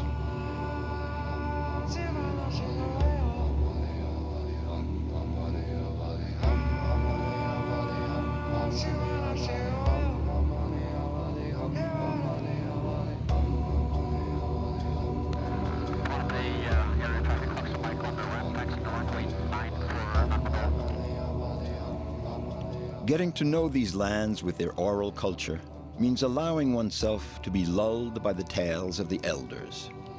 As we fly over Pohnpei, we skim the surface of the island's mystery.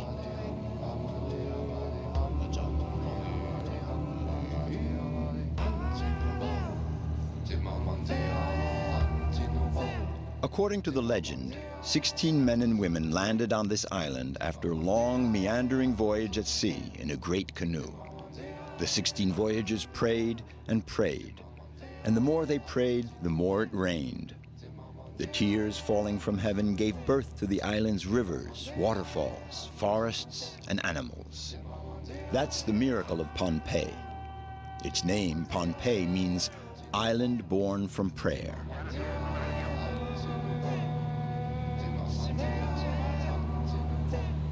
Hidden away in the jungle behind a curtain of clouds lies the ruins of a city dating back almost 3,000 years. We have to approach it with an open mind, accepting its enigma, for we know almost nothing about this city.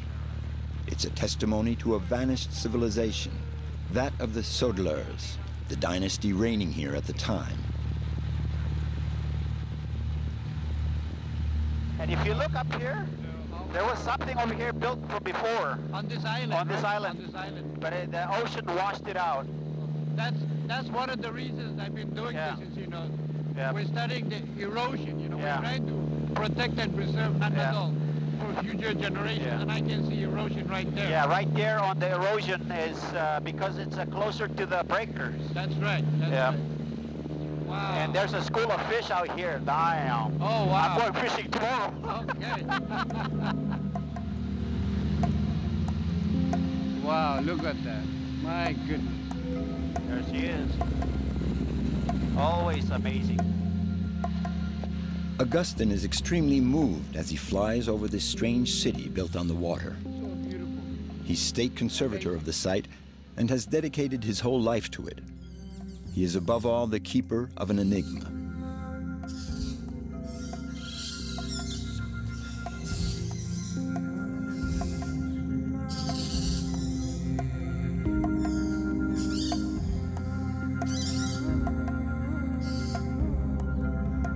Nanmadol means the spaces between, a reference to the canals that circulate among the 100 or so artificial islets.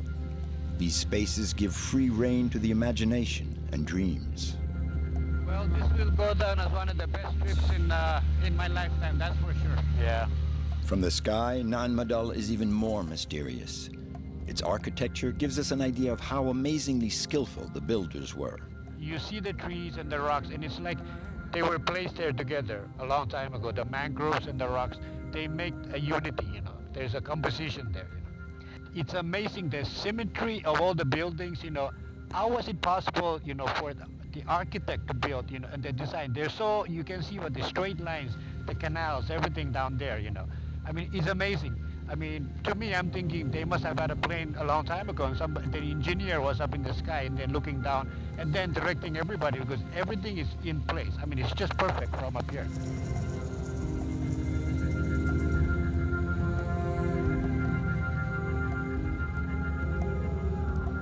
And beneath the surface of the ocean, the mystery thickens.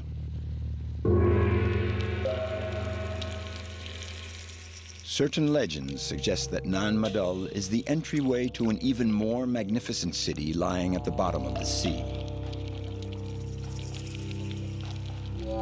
Jimmy has been looking for proof of its existence for years. He proceeds with caution and respect for the ancients. The strangeness of the spot is not at all reassuring, just the opposite.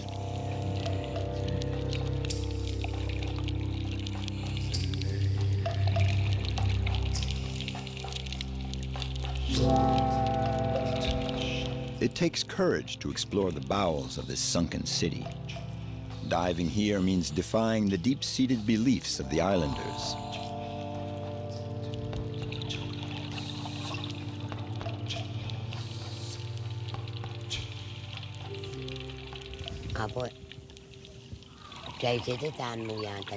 We don't know who constructed Nanmadol, how the builders managed it, and in particular how they transported the stones.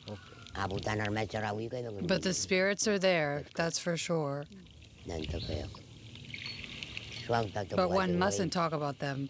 The spirits don't like that. They could punish us. In any case, there's magic involved. Maybe that's the answer.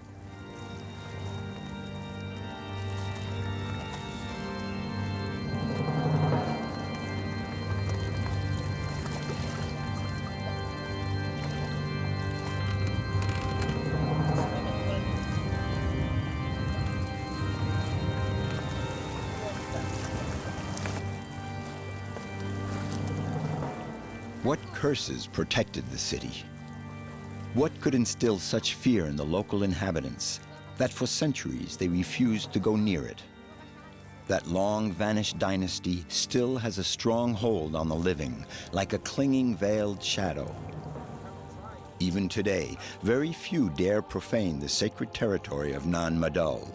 They all fear the cruel vengeance of the spirits.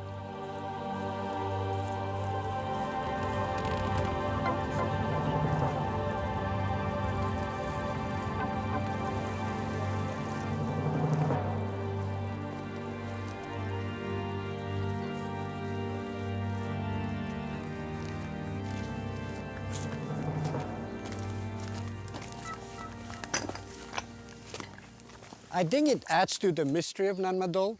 You know, all this jungle, you know, it's covering here. Because before, you know, nobody was allowed here except if you came here to pay tribute to the chiefs or the southern lords. You know, so in a way, this jungle is covering, it's like a mystery. It keeps its secrets to itself.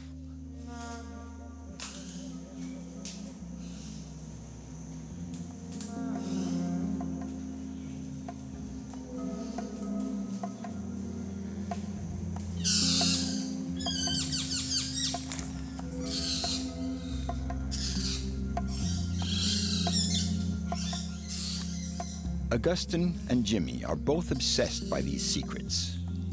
Too many unanswered questions.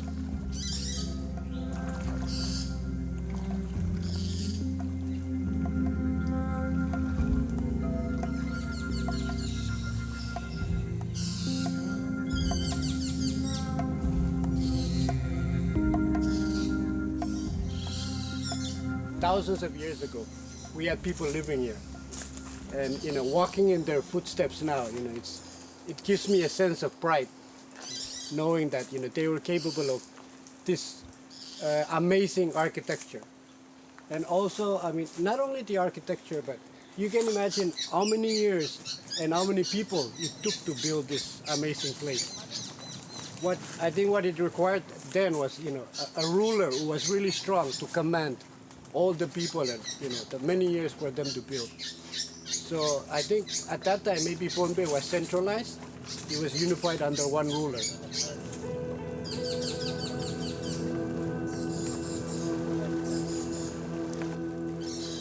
The stones are basalt, carefully fit together in these amazing constructions that doggedly continue to resist the ravages of time.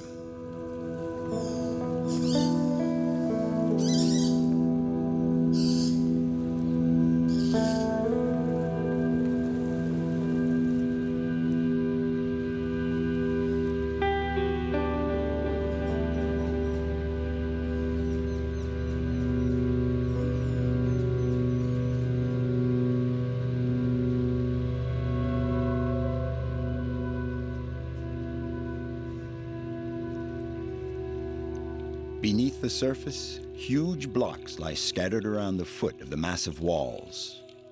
You can almost hear the hushed murmur of their tale.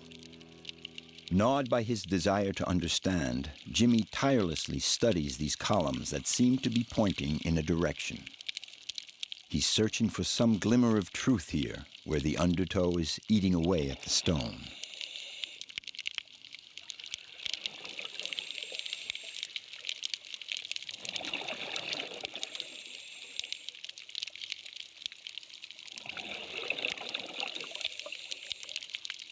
The basalt comes from the other side of Pohnpei, many kilometers away. Quarrying the stone from the mountainside, carving it into columns, transporting, then fitting them together, tons and tons of rock were moved with Stone Age tools. Contemplating this colossal work, you catch yourself believing in magic. Well, for us locals, it's really impressive to imagine how huge blocks of rock like this can be built on top of each other. Especially we know before we don't have any machinery to build this.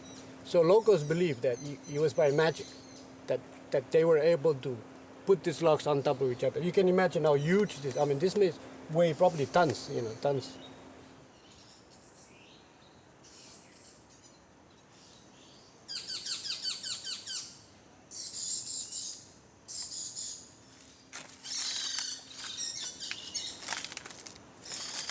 my theory of it is that they used nature, the natural elements, to build Nantowas. So I think when the tide was high, that's when they lifted the rocks. That's my theory.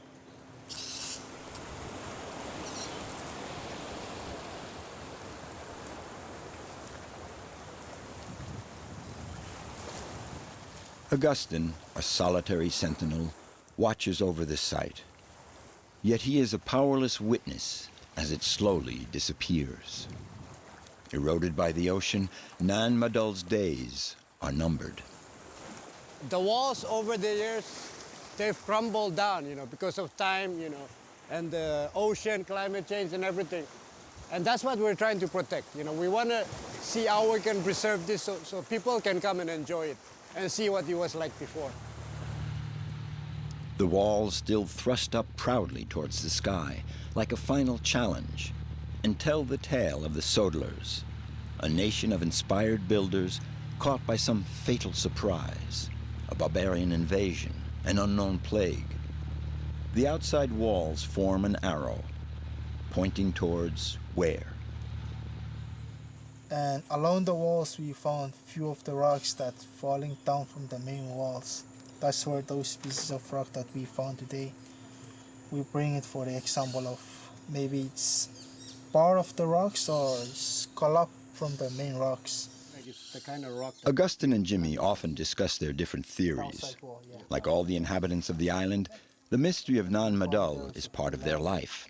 One of the pillars is about 8 or 10 feet long, and the other one is 15 or 16 feet long underwater. And what I hear from the locals, they believe that maybe it's a gateway to the underwater cities. There are many theories, but like the lost continent, but those are Western theories.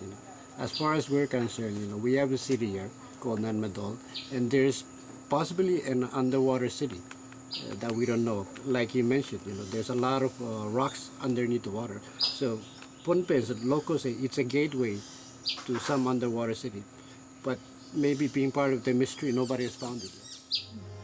Nobody leaves Nan Madol without falling under the spell of the lost city, symbol of an empire that collapsed suddenly. Why? Only their city remains.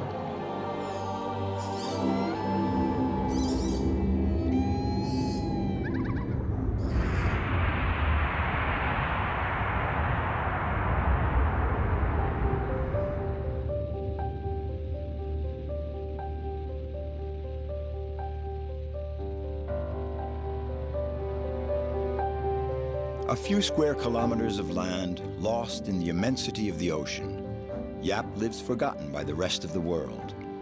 Like everywhere else in Micronesia, the extreme isolation has led the inhabitants to invent a system of values and exchange found nowhere else in the world.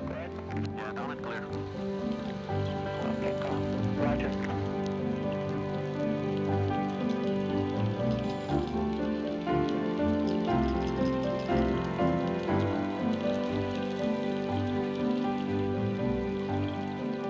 Gliding through the transparent waters of the lagoon, we encounter the mythical manta rays, guardians of a facet of this island's singular history.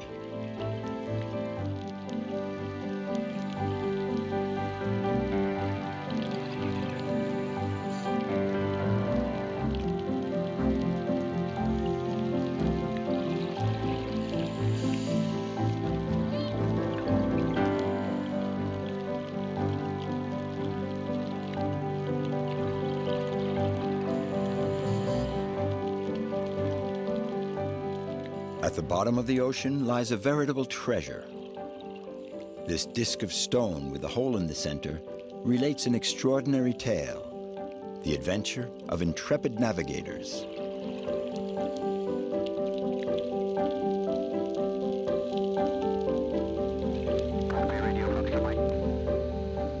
Everyone on Yap knows this story, for it has been handed down since the dawn of time from generation to generation. Like in the family of Pazan.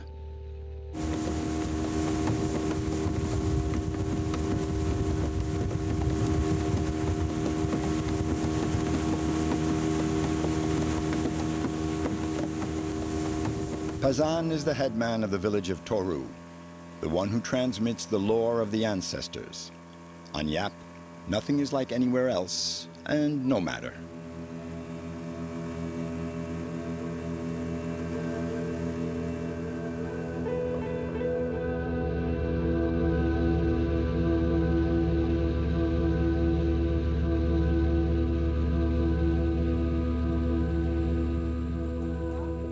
Pazan's family is highly respected on the island, and today is a special day.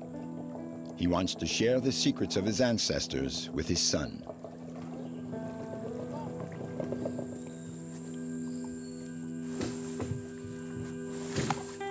So for this ritual, we'll have to go over to the other side of the island.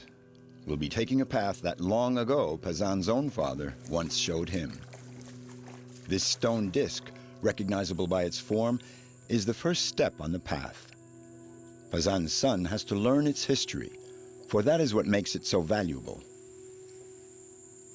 This comes from the high chiefs of this village, and they ask the people to work on the stone path. And so when the completion, when the road was completed, then the chiefs came in and say thank you to people, and this is one of the stone money they give to my family. For that's exactly what they are. These stone discs are the equivalent of our gold ingots.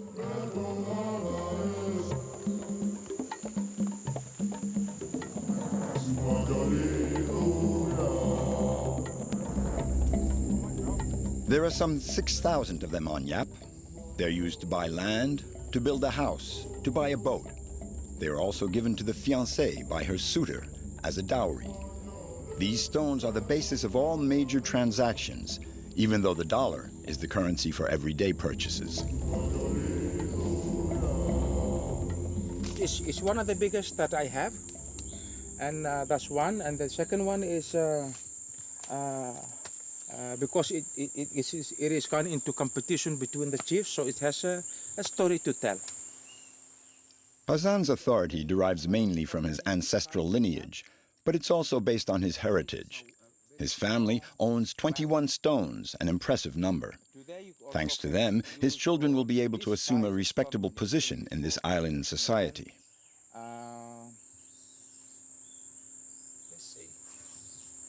It's more like an insurance. You feel safe that you have them.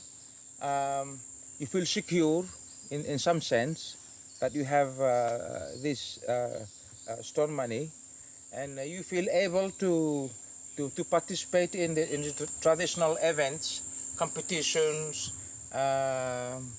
whatever, dancing, things like this, because you feel secure that you can participate into those bigger events that would happen in Yap.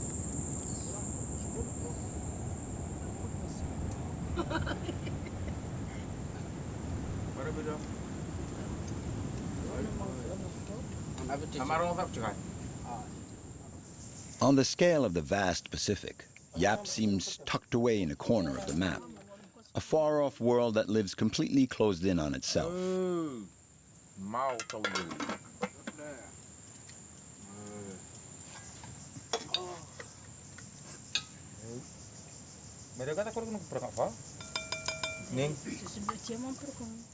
Identity is something very popular now.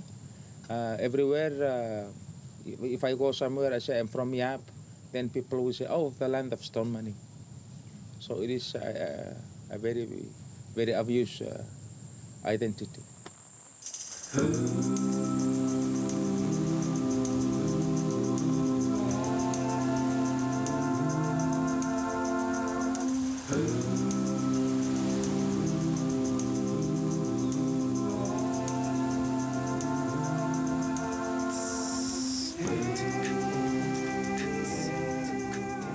The enormous discs encapsulate the history of Yap.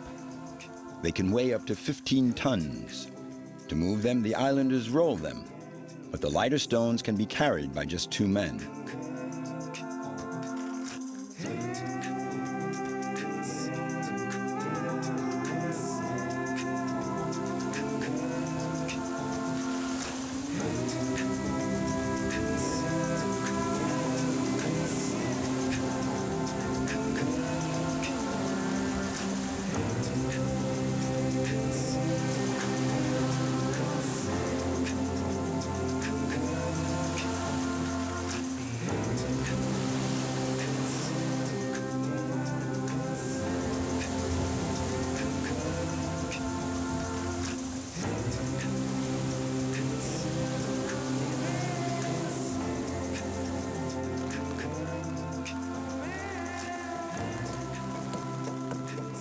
The island is far from anywhere, so they have to be resourceful with what they have at hand.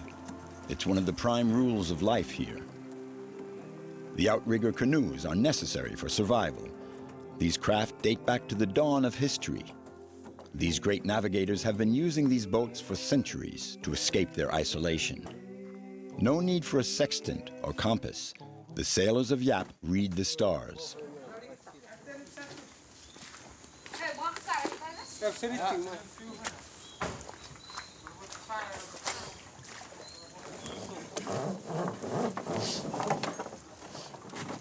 It doesn't cost fuel, and you travel on a canoe is very, very good. It's very quiet, no engine, no fuel spent. And the materials and everything is from Yap.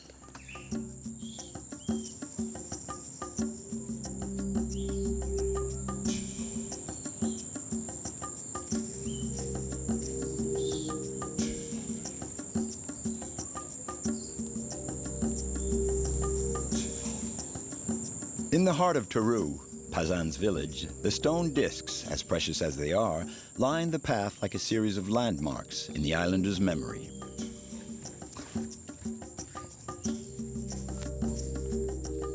These roads are nothing less than open-air banks.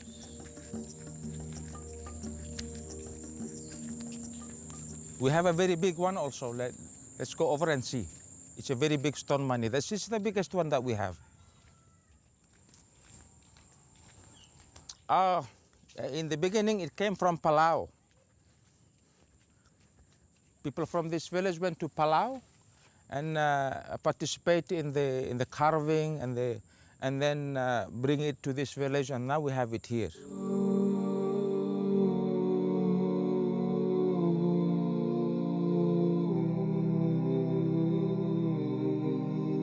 Here, there's no gold, no precious gems, no pearls.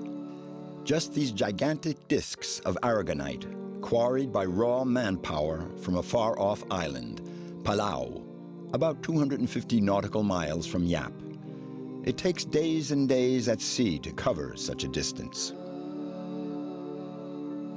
In order to create a system of exchange centuries ago, the Yap Islanders set out in search of something that didn't exist on their island. They came back from Palau with these stones, and since there was nothing like them on Yap, they were precious. A system of exchange was born. The value comes from the hardship of obtaining a stone money. First of all, you have to learn navigation, and then obtain the knowledge of building a canoe, and then you build those canoes, and then you have people that trust the navigator, that can participate on the sailing, then sail to Palau, which is very hard in those days. It's done with navigating with the stars. Wait. We need his help sometimes. For hundreds of years, they risked their lives sailing the Pacific. These trips were veritable initiatory voyages. Pazan also made this trip to honor the memory and courage of his ancestors.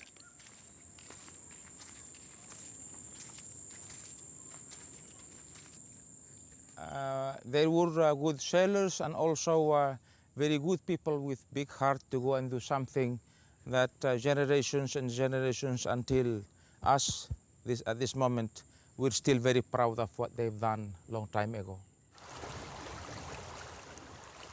Those navigators had to face many dangers: storms, high seas, typhoons, and there was always the danger of simply disappearing into the infinite blue expanse. The navigators were equipped with no more than the wisdom of their ancestors, handed down from generation to generation. At times in the history of Yap, we don't just lose the stone money, we lose everything. Even the crew and the navigators, everybody, we don't know where they're gone. We lost them all.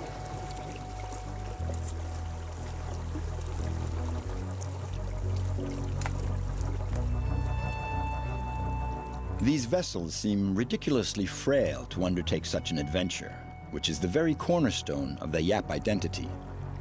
On board these canoes, it's the cohesion of their society that is at stake.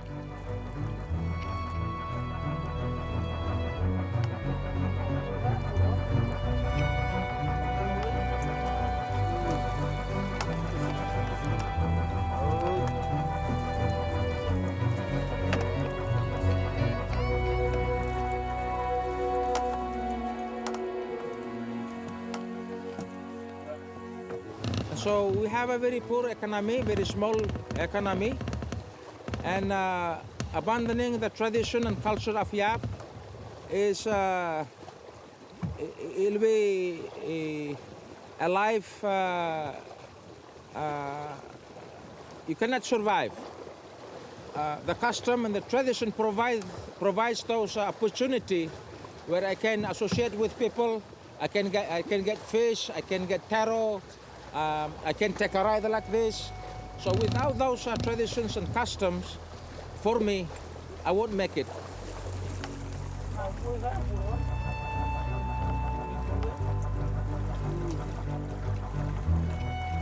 I grew up here. This is an island. I like island lives. It's something that it's more than that I like and I love, because it's something that I grew up with. It's a part of me, and I'm a part of it.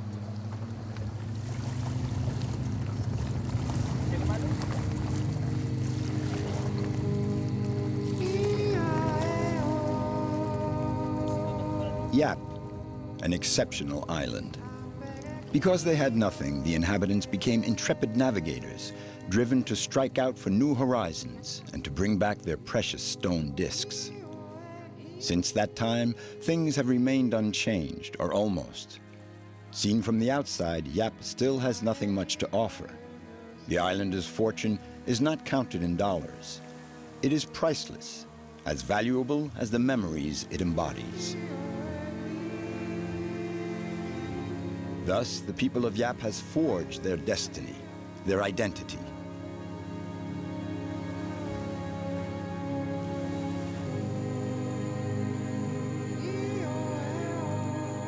The ocean might have condemned these islanders to wander endlessly, without roots. But the situation is just the opposite. The Pacific is their last rampart. It allows this culture to flourish in total freedom.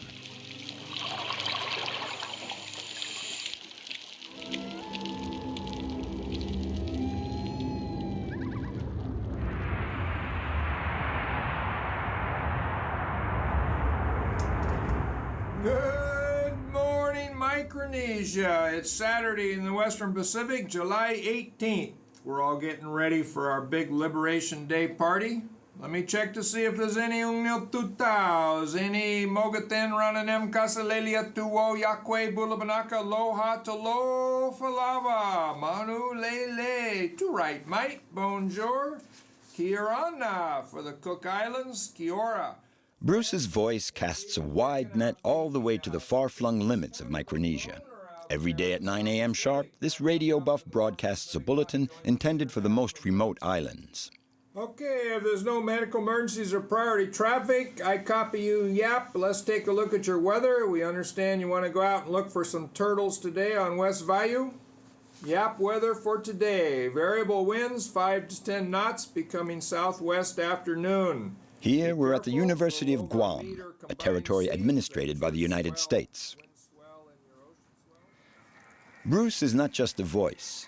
He's also a link between all the islands. A providential man, a clever handyman who over the years has single-handedly set up a communications network covering one of the vastest regions on Earth. He's the one they call when there's an emergency. The ship was about 4 or 5 days late. Hope everything worked out. If there's anything you need, you know where to find me, over.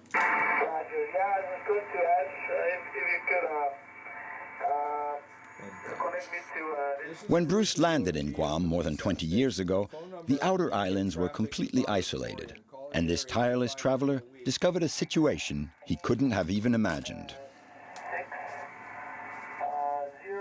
So this is my territory. So I have to go in small boats and canoes to get to these to support the 90 or so outer islands all through this area that have dispensaries, schools, and no communication, no power except for solar that we put in, and of course no airstrip, no links to the outer world except through me.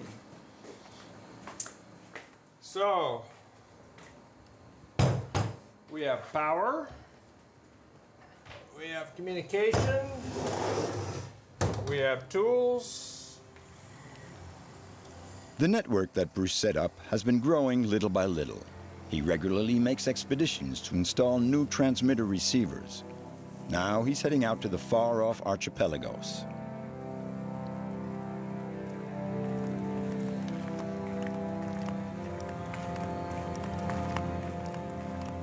Miwa! You ready to rock and roll? Yes, I am. Are you? It's good to see you. Good to see you again. Got enough fuel? Yes, I All right, all right. All right, let me just prepare this one quick, and then you can get off. Do you want to sit in the back or you want to sit in the front? So, Miwa, how's the weather? Well, it's going to be nice and clear. There's not much turbulence or anything like that. No so. typhoon? No typhoon All yet. right. Domo arigato.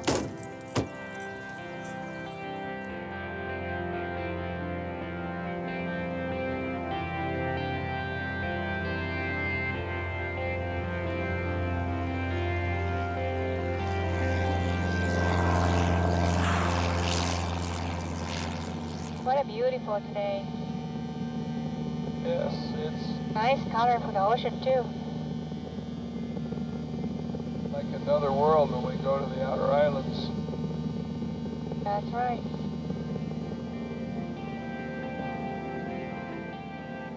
Leaving Guam means leaving a world of buildings, infrastructure, comfort. The ocean is the last frontier, an insurmountable obstacle for many Micronesians.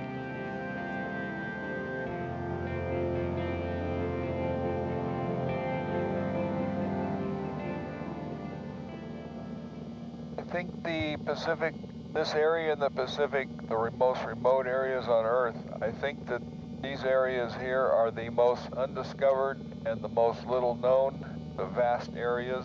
I think we know more about the moon than we do about this deep ocean waters off of Micronesia.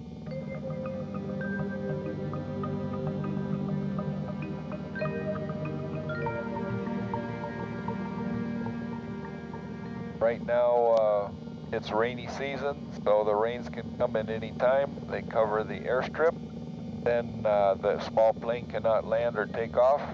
So then I have to take a canoe to another place and try to find another boat. Sometimes the boat is the only way to get back. It might take you 2 or 3 more weeks than you planned.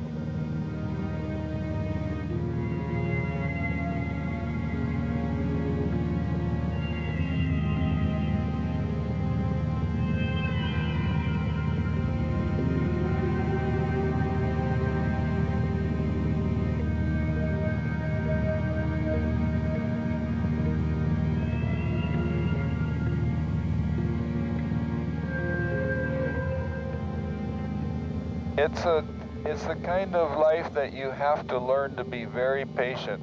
You have to be patient with the people. You have to be patient with nature. It makes you see the other side of yourself when you live in the big village or the small city, where you get all wrapped up in your day-to-day. And out here, time has a lot different meaning. The time we have out here, we just do things when we can, when the weather is good, when the surf is not too big to bring the canoe in, when the rains aren't too bad.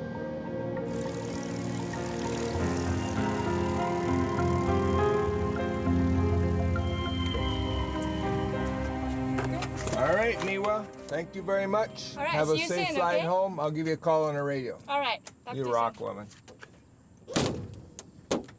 Hopefully I'll see you soon, otherwise I'll be on canoe. Okay. Careful. Yeah, I'm an old man.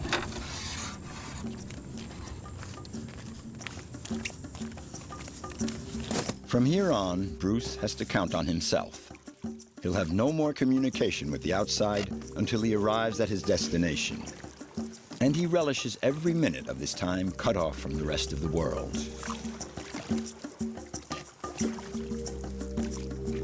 Each one of his expeditions takes him to new territories.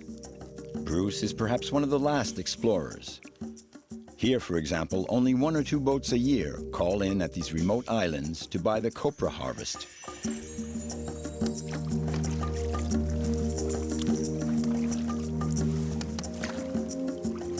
Oh, I'm like Santa Claus when I come. I bring them stuff and I help them fix it and I give them training. Yes, over the years what I've done is I've learned I need to train the local people. If I don't train the local people, I am very old. Someday I will not be able to come back here, and I need the young men and the young ladies of the village to know how to fix the antennas, fix the solar systems, and maintain the communication network.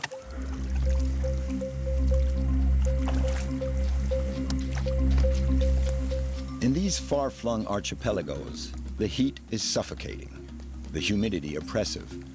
With all his voyages, Bruce has come to appreciate these sudden storms and showers. Everyone is glad to have them. Fresh water is precious, for it nourishes the forests and means survival for man. Bruce melts into the vegetation.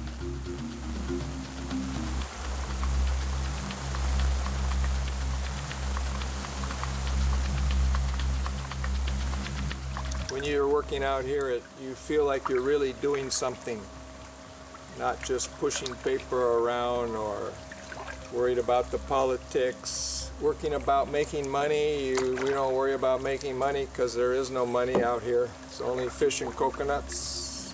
We trade for taro. Everybody is very peaceful.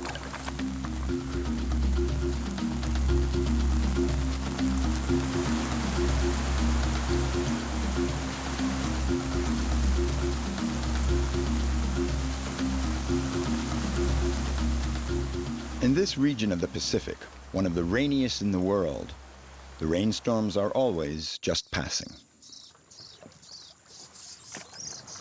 In Micronesia, we say, if you don't like the weather, just wait 1 hour. You will have different weather.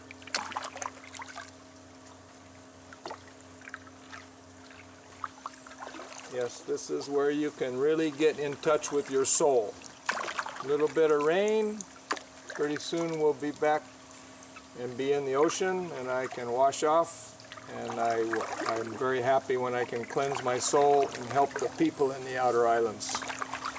And I don't have to go to the office every day.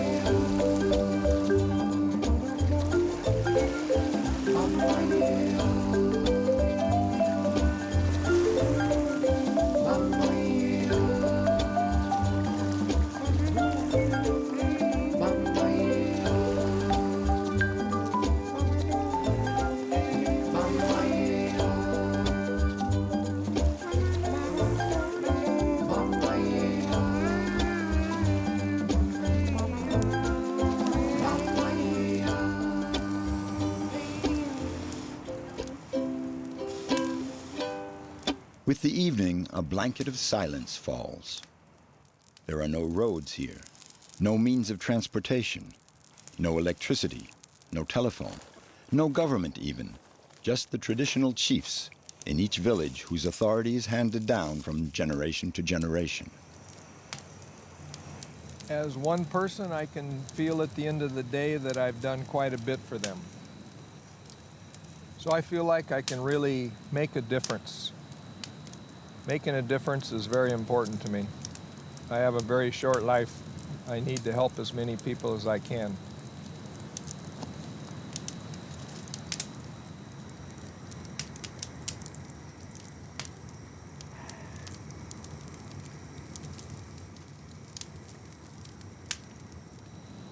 Life is changing fast for these outer islanders. So I want them to stay here and try to preserve some of the culture, preserve some of this life. There's no place like this on the whole earth. No place where they still do celestial navigation. They watch the stars.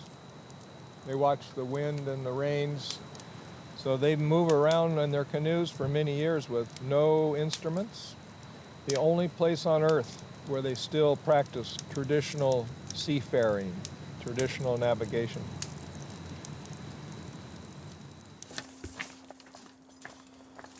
Voyage after voyage, Bruce has had to face the jungle, the mountains. But once in a while, he gets easy trails as well. Here, the village is a 2-day walk away. Bruce is familiar with the route. He has already been there to meet the villagers and talk about the possibility of setting up a transmitter-receiver there.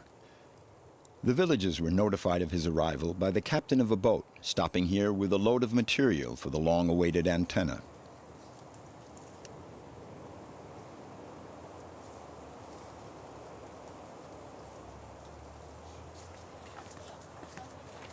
Doctor!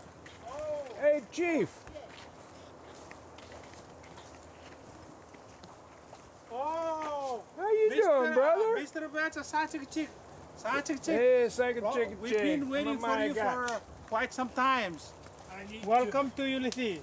Oh, thanks. I have your gifts, huh? Oh, thank you very much, Mr. Best. Oh my God, Conchita. Oh, Saturday. How are you? Very tough. I have gifts for you, too. Thank you. Oh, second chick. Thank you very much, Mr. Best. All right, tell you what we're doing. Mr. Best. The custom in these villages is to offer a token of welcome. Today, Bruce has betel nuts, wrapped in pepper leaves from Pohnpei.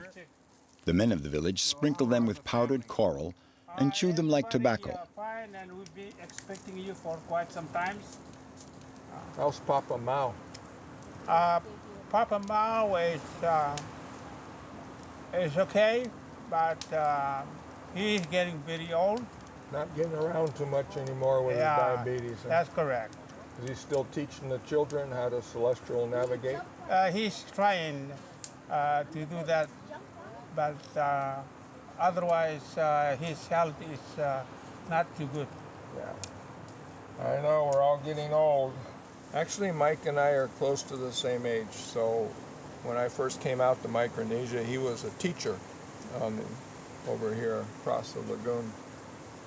And he came to, for a while, he actually came to Guam to learn, and now he has come back and took the knowledge he learned on Guam, and he's helping his people in the outer islands. A lot of the chiefs, they're allowed to leave when they're young because they go out and they learn worldly things, but they are expected to come back when they get older, and that's when they lead. So they're not leading in a vacuum. They're leading with some knowledge about what's going on in the world.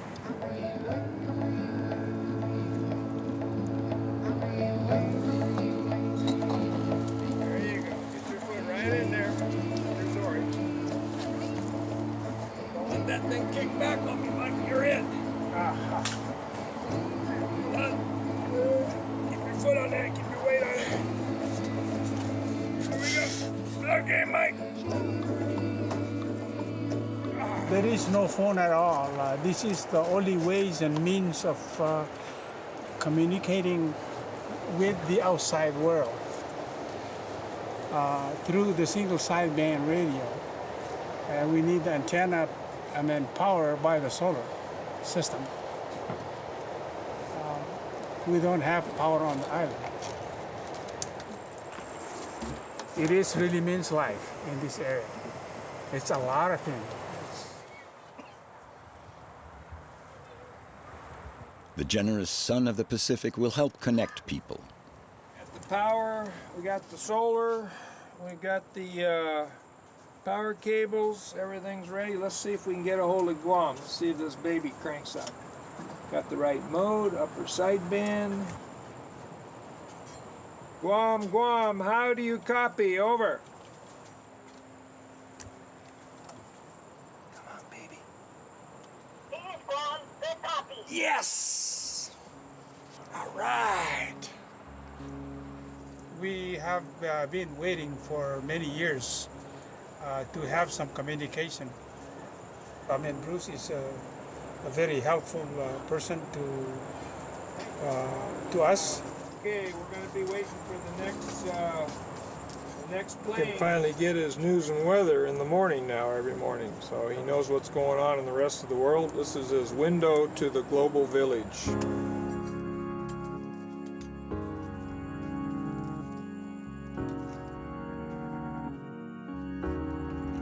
The village is now quietly turning over a new page of its history. Who knows? Perhaps someday there'll be a legend about Bruce, the man who traveled over sea, rivers, and mountains to offer his help to the people of Micronesia.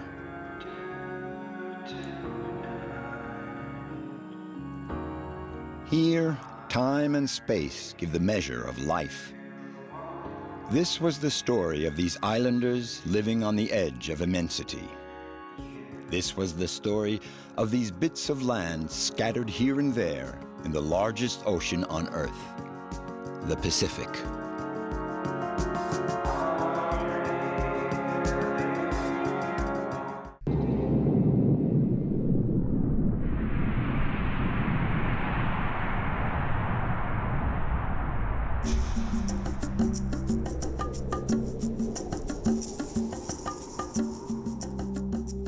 Morocco. This kingdom, forged from Arab, European, and African cultures, offers us the exotic magic of the Orient right next door to Europe. It's hard to resist as the country's enchanting light works its magic on you, and the people we're going to meet are all reflections of that warm glow. Abdullah, who lives in the region of Taliouine, will initiate us into the secrets of saffron. The origins of this age-old spice are still steeped in mystery. It's said to have many virtues, and it's worth its weight in gold, red gold. Julie is a nurse. She lives in a valley of the high Atlas, 5 hours of hard driving from the nearest village. This young French woman grapples with the harsh environment in order to care for the most remote communities. Ali and Lahope, guides in the Sahara, are old hands at crossing the desert. Following the traces of the mythical desert caravans, they are carrying on the tradition of the merchants that once traveled the south of Morocco.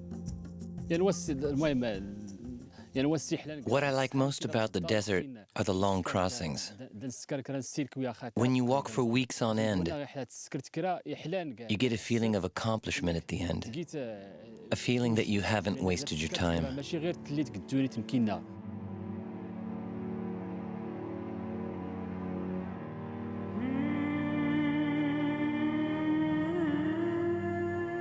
The rugged range of Jebel Sirwa is a stunning link between the high Atlas and the Sahara, a land where you don't expect to find any trace of life.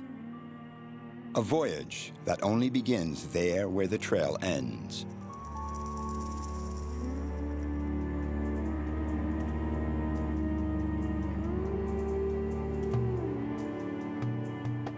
Long ago, people settled on these lunar plateaus to protect their goods from the pillaging tribes of the Sahara.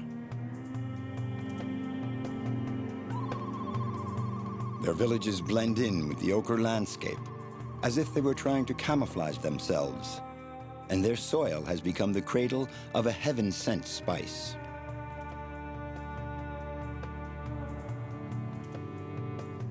They say that saffron was brought here in the 9th century by a tribe traveling from Arabia to Andalusia. Now, 600 years after being driven out of the Iberian Peninsula, their descendants have settled in this similar landscape.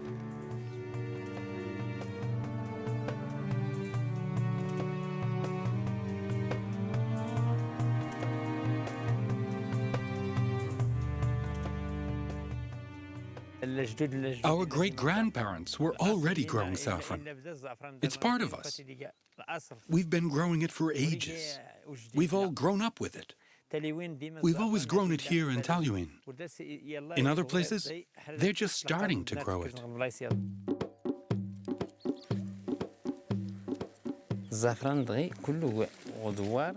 Saffron is an honored guest in our village here.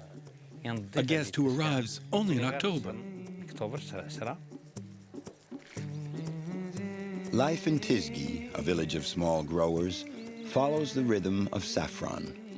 For Abdullah and his family, this delicate plant is their whole life. It flowers for only 15 days a year, but from the picking all the way to the selling, it demands painstaking work. Everything about this crop has to be done by hand.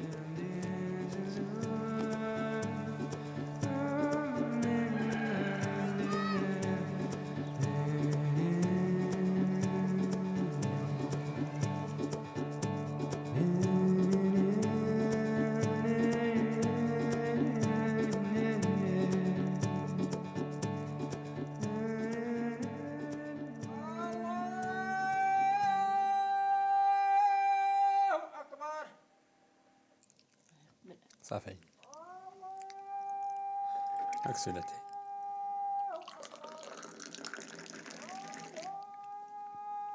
ارسلين في كانكس صافي يودك انت دو 5 يلا نتظل. We get up at 5 in the morning. 5 وربع 5 ونص سفر نتدو. We do our prayers. سفر نقيا غرس. Then we have breakfast and we set out around 5:30.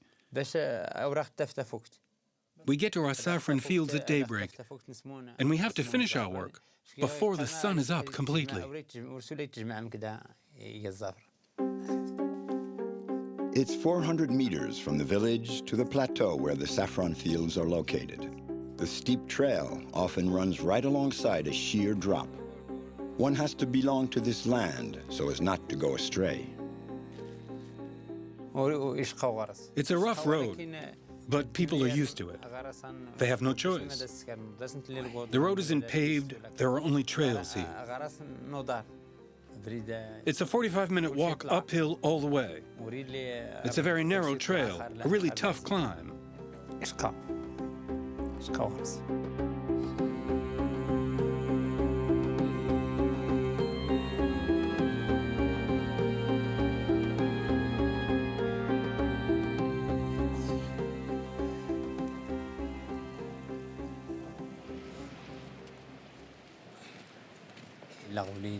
The trail is washed out in spots because of the rain.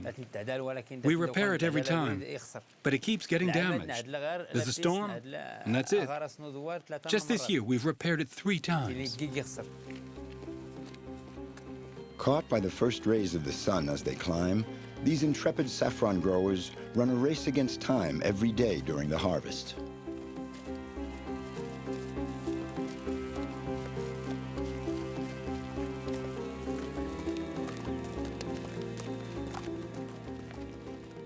Even if we have to get up early, it's okay. We're happy because we're eager to see all the saffron that grew during the night. We can't wait to get out and pick our treasure. If our field is flourishing, we're happy.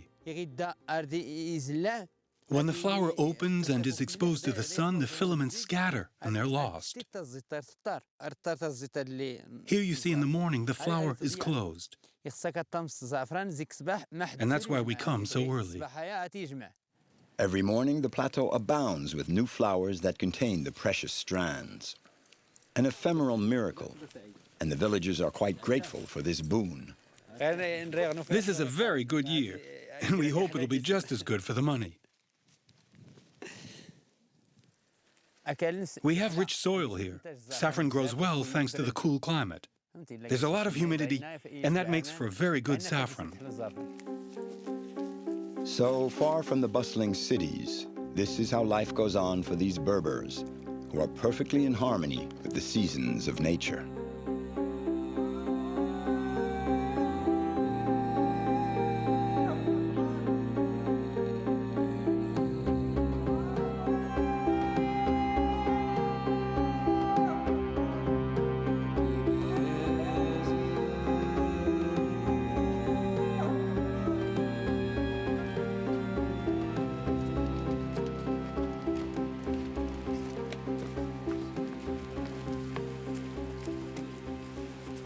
The harvest follows the rhythm of the sun, and they have to stop picking as soon as the plateau starts to get warm.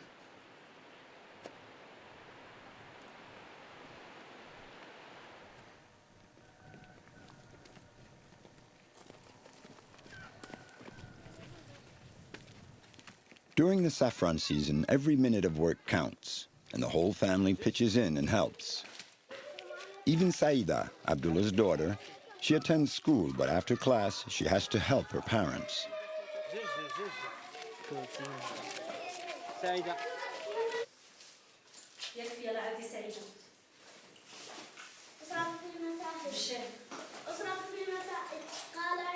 متى يحل وقت مسلسل أجابه أبوه اصبر حتى تنتهي النشرة الأخبار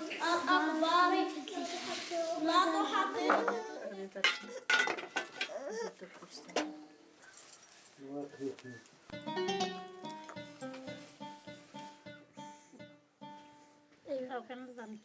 من الزعفرانين صندوق الزعفرانين اها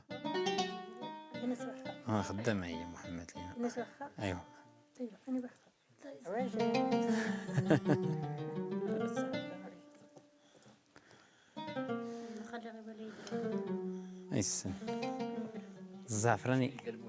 Saffron is vital to us because it's our only resource.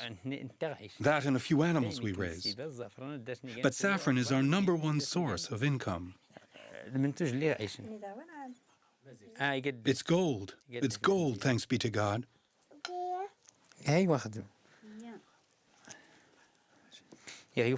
Even when you get good saffron, the price doesn't amount to much compared to the work we growers put into it.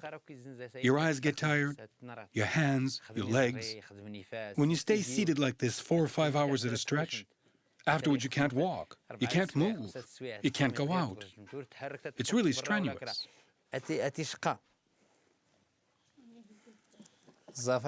You work night and day during the saffron harvest, right up till the end, and the work has to be done right away. You can't put things off. It has a very short lifespan. If you let it go for 2 days, it's lost. It's just 1 month's work a year, but it's the equivalent of 4. After a month of intense activity, Abdullah is ready to set out on a long road trip. Okay, here I go. May God protect us. Pray for me. And Ahmed, what should I bring back for you? Now calm down now. I have to go. And you, Saida, what do you want? Clothes. And what else? Shoes. Shoes, God willing. I'll bring you back a pair of shoes. Bye now. And Rashida, come kiss my hand. What should I bring back for you? Bring back clothes for her, too. Okay, Mama, I'm going. Take care of the children. I won't be gone long, God willing. May God protect you.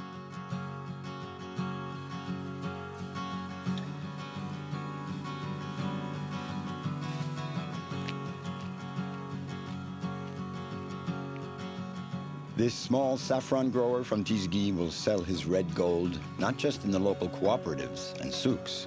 He'll go well beyond the region of Sirwa. From village to village, wherever his encounters may lead him, Abdullah takes us along on the second phase of his work when he is a door-to-door salesman.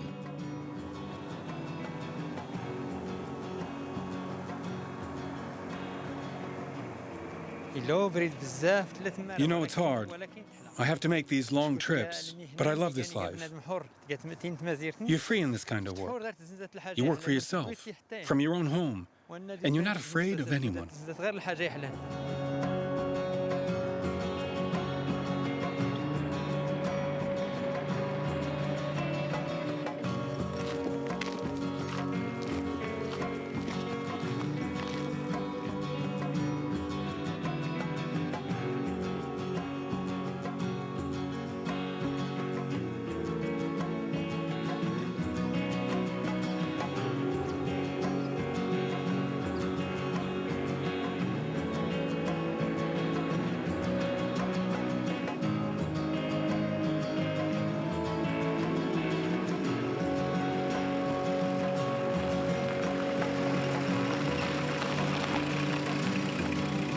السلام عليكم. تاني وين؟ أقدر يلا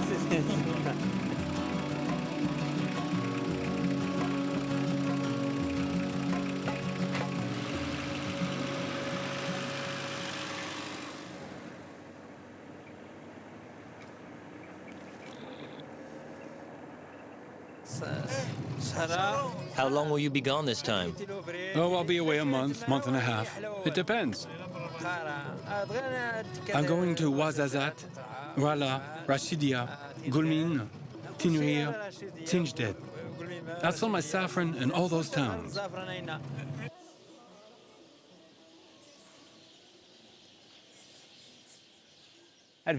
People buy my saffron mainly in August, when you have all the weddings and celebrations. You know, we already knew that saffron has certain powers, and now it's been proven. So people are using it more and more. Now we know that it's really good for you. The saffron harvested in the autumn is sold at different times throughout the year. It keeps for a long time and even improves with age. So when Abdullah needs money, he simply takes to the road. أمانيكا وين كان الزعفران؟ السلام عليكم. السلام ورحمة الله. بخير. أمانيكا بخير تهنا. لا. لاباس كله. ما تزنزات. الزعفران الحر. واخا يلا بشكرا. يلا سيدي بسم الله. يلا. مرحبا. Here we go. Let's have a look. It's pure saffron? Of course it is. Top quality. It comes from my village. My saffron comes straight from my fields. I don't buy it in a souk. Okay, I'll take 5 grams. Well, look at it. Just take a whiff. Great. It's good. Homegrown, good. Even though it's this year's, it's light and dry. Nothing more delicate than the scales. The scales have to be precise. Well, you see, they're accurate. Good. That'll do it? Yes, that's perfect. That smells good. You're right. Plus, it has medicinal properties. It's good for colds and teas. It's good for what ails you. Yes, it's good for everything. It's even good for death. Oh, that I didn't know.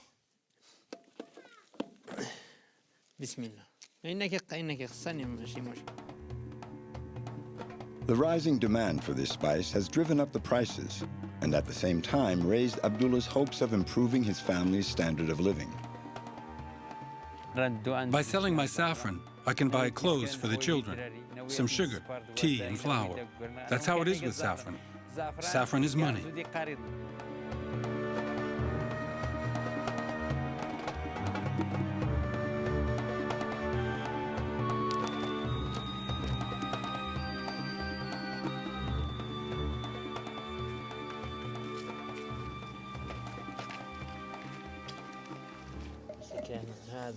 Take a look.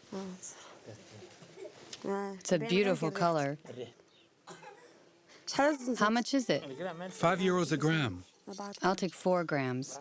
I used to sell it for €2, €3, €4 a gram, but the price has gone way up. That's expensive. No, it's not expensive. If you know what goes into it, it's not a lot. This is good saffron. I use it a lot. I put it in my tea to give it an aroma, in the tajin, the couscous. I use it for my children. I make an herbal tea with it when they're sick.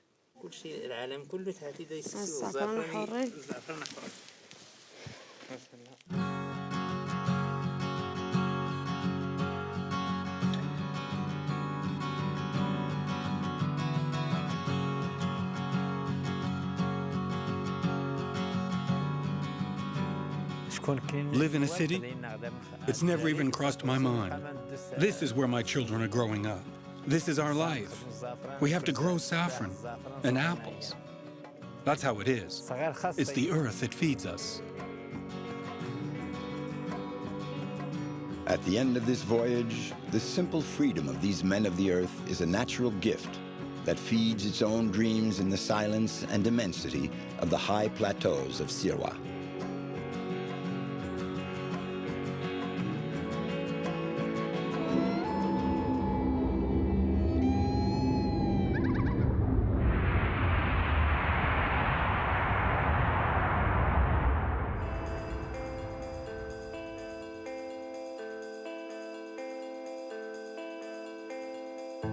The Tessaout, this valley in the high Atlas Mountains, was for a long time unexplored. Even at the beginning of the 20th century, it was not known that this remote valley was inhabited. It seems as if the modern world had stopped on the threshold of these deep gorges. Julie, 24, is a nurse. She left her life in the city of Lyon in France to spend a year in Morocco. Along with Khadija, her interpreter, she takes care of the people of the region. A minibus has set out during the night on the valley's single track to come get the two women and take them to the site of their next consultation.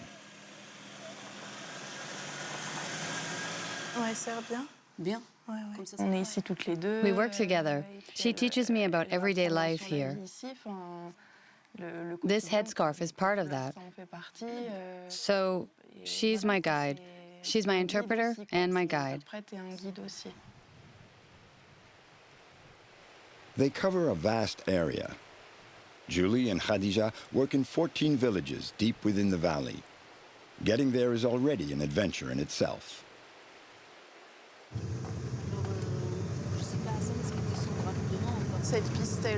This track is very long. It stops in Magdaz. From there on, there's no more road. So we feel like we're in a completely isolated corner of the planet. It seems really far away from everything. And then we wonder, how's it possible that there are people actually living way out here? We think, my God, it's almost unnatural.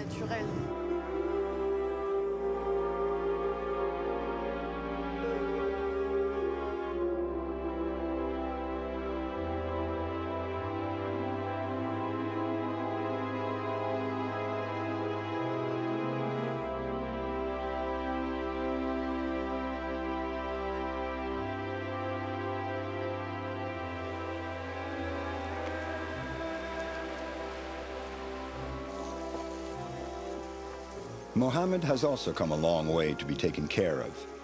He's a farmer and lives in Ishbaken, about 20 kilometers away. It's a difficult trip, so he put it off as long as he possibly could. Now he has to do it.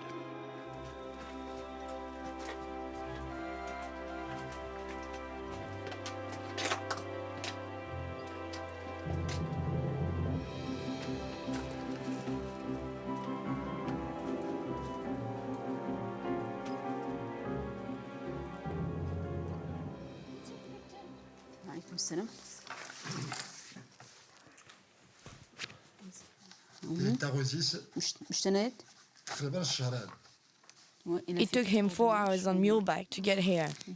How long has he had these stomach pains? It's been a month now. Here you have the everyday gestures that would take 5 minutes in France, but here they take a lot longer because there are the constraints. We don't have all the equipment, there's no electricity. No doubt about it, it's a different way of life, a different rhythm. Not much comes into this valley.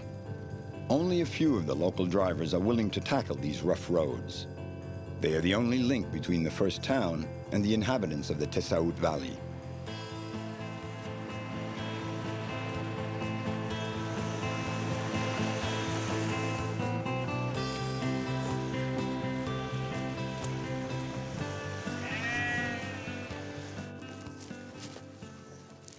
This dispensary was opened in 2002 by a French association, Tassadour. Nurses come here to work for a year. They provide basic medical care and take part in public health programs. We take care of the children, all the vaccinations, and the pediatric problems that might come up. Digestive infections, ear, nose, and throat, general medicine. And there's the family planning programs and a lot of pregnancy care and emergency care. That happens a lot. And we're also a presence for them. We've realized that the commitment and values are much more important here than the acts themselves. So just being here with them reassures them. It means a lot to them.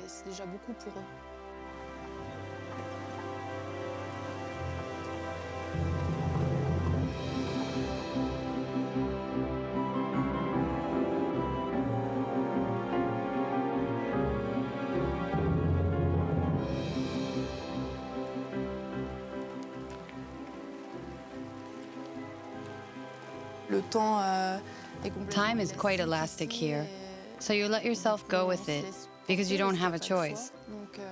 It's the rhythm here, and you learn to live with it. There's no way to be stressed because that's just how it is. You learn to make do with what you have.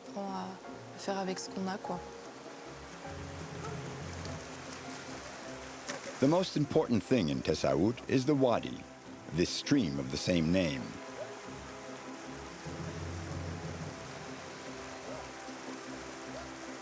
It not only irrigates the crops, but it also serves as a means of transportation.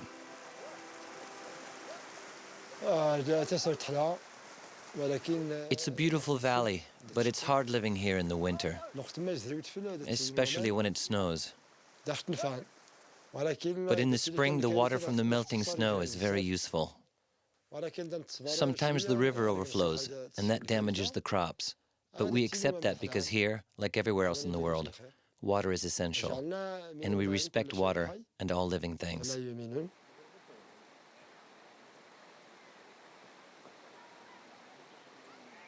The Tessaout is a magnificent region. It has a lot of water. We lead very simple lives, but the people here are happy. I don't like towns too much. Too much noise, hustle and bustle, cars everywhere. It's not for me. If they would improve the roads here, that would really make our lives better.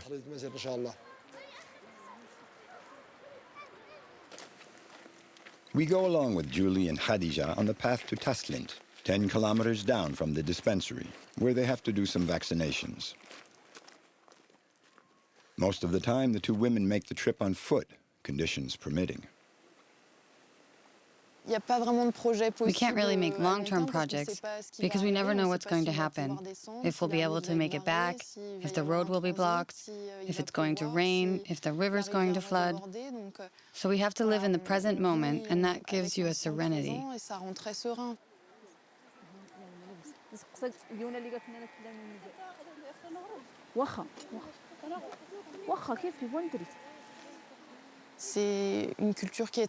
Their culture is very strong.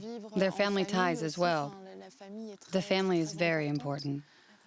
They like living here. They don't want to leave. And from my experience, I can say, yes, these people like it here in their valley, and they want to stay.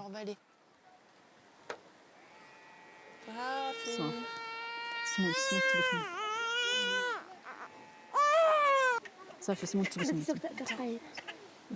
تخيل مثل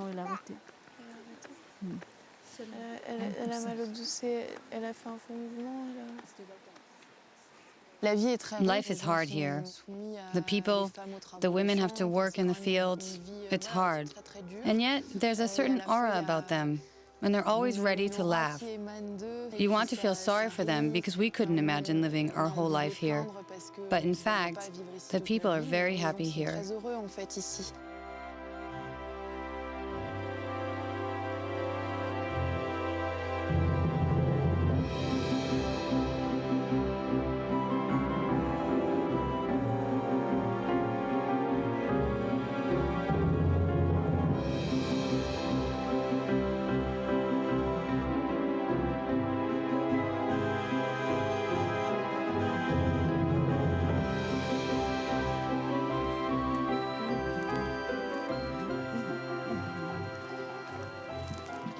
I adapted to life here pretty quickly. I think that later, when I go back, it will be difficult to adjust. And yet I know full well that I'm a foreigner here, that I'm just here for a certain time to give what I can, live as fully as I can here, but that this is not my home. So it's good that it all has a beginning and an end.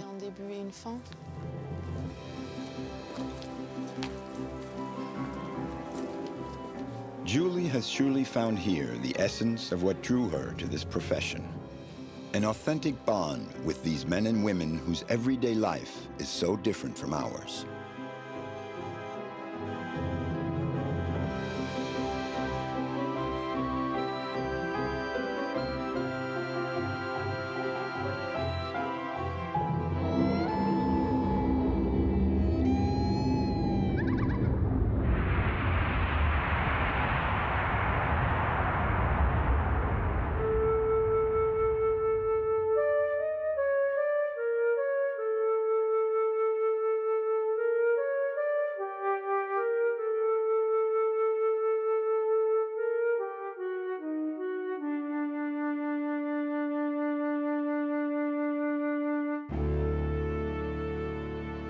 Now we head south towards even wider horizons.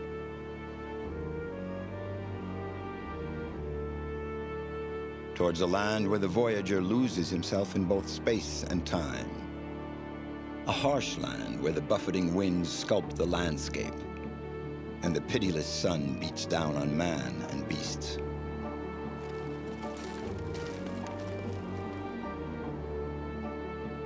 Here we're on the outskirts of the Sahara, halfway between the plains of Tafilalet and the Dra Valley. This region is the home of a myth, the myth of the great caravans.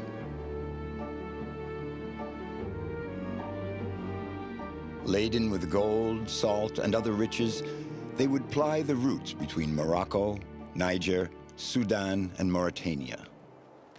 The caravans made the fortunes of men and cities, and thus created vital links between these countries. And now, what remains of them is a romantic image that lingers in our memories, and that of these two sons of the desert.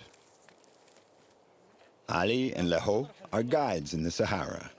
They are old hands at long crossings with their camels, 1.5 months, sometimes 2, completely on their own, cut off from the outside world. The two men have been traveling for several days now. They're taking their caravan over an old trail that leads to Timbuktu. We're going to explore a trail that we've never taken before with the help of God. Le'o and I have been desert guides for about 20 years. We have experience and we set out looking for new routes. We're trying to find wells. If we can find water, we'll be able to open this new route to tourists.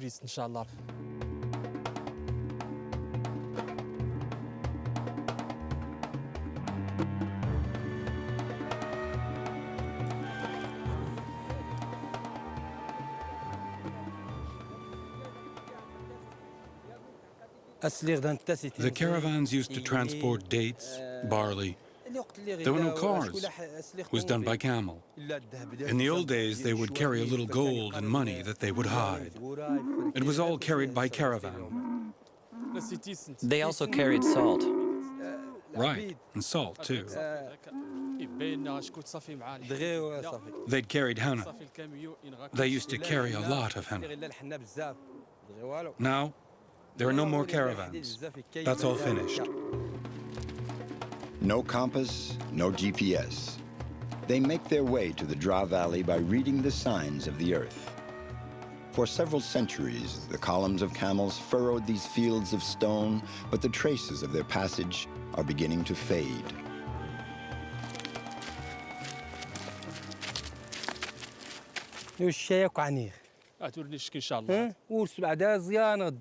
هات بعدات اريد دادي كوبري الله اعلم خصمك اياها لا ورني وتسين ها ورنشكي هورني ميرين يعني غا We'll be right back. We're going to try to find the trail. Keep an eye on the camels. They made this pile of stones back in the old days. They're all over the Nidau region, all the way to Sakia La Hamra, and even down to the south of Morocco. We're on the right track. It's the trail that leads to the Dra Valley. This is a very old trail. These piles of stones, these cairns, are about 2,000 years old. They mark the trail to Tantan, Saka, La Hamra, and even into Mauritania.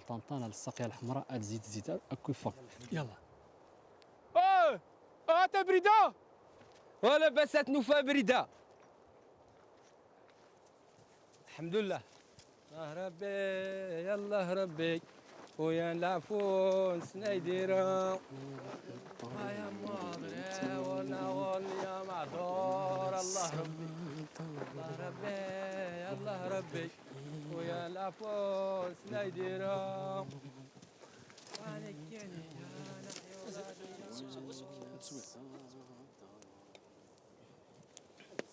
غربي دينا نفصل نيشان مني داس نيشان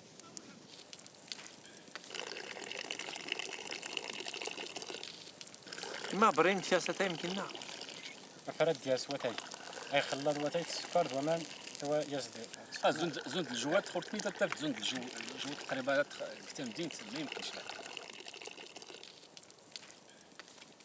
مرة تحلى ولكن بزاف الصحراء. I like the city from time to time, but it's in the desert where I really feel alive. I feel part of a whole. I really feel my soul. I'm at one with nature, and I feel close to God. I feel a presence in this vast wilderness, in the starry sky, the moon. Out here, my thoughts become focused on life's essentials, the family, and especially my children. I feel at peace. The desert, it calms the soul and the mind.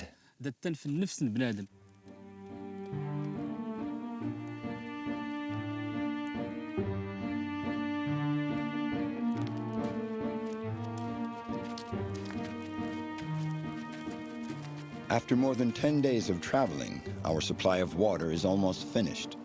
It's vital for both the men and the animals to find a well. Wells used to dot the length of the caravan route every 20 to 30 kilometers, but some have dried up and others have been forgotten.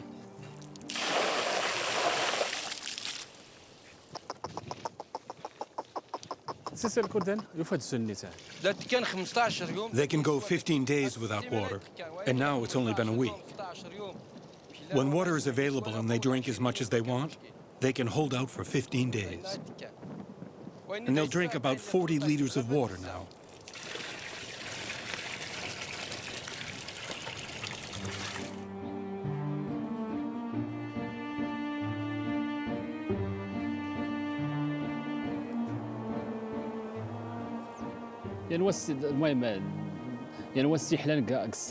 What I like most about the desert are the long crossings. When you walk for weeks on end, you get a feeling of accomplishment at the end, a feeling that you haven't wasted your time.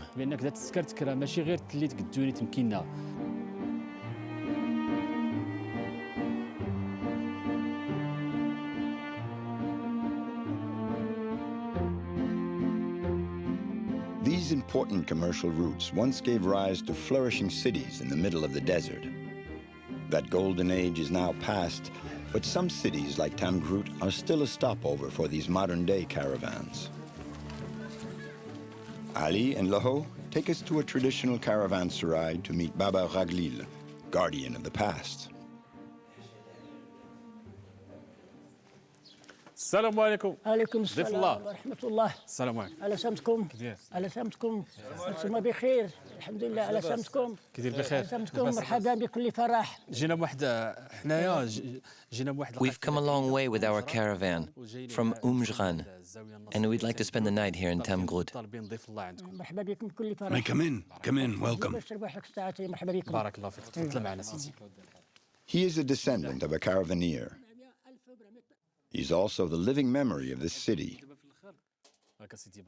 Tamgroot is home to a treasure, a library of thousands of books collected thanks to one man, a theologian named Mohammed ben Nasser. He used the caravans to import a store of knowledge here and make this city a center of learning for scholars of the time. It was around 1000-something Vijira, that is, the 17th century for Europe. Mohammed bin Nasser taught theology, the Quran, and the sciences in Tamgroot to more than 1,400 students. He brought books on philosophy, grammar, medicine, astrology, Berber, Turkish, and Arabic. Our library's oldest book dates back to the year 483 of the Hijra, 1063 of your calendar. It comes from Cordoba and Andalusia. These works were written by scholars from all different countries.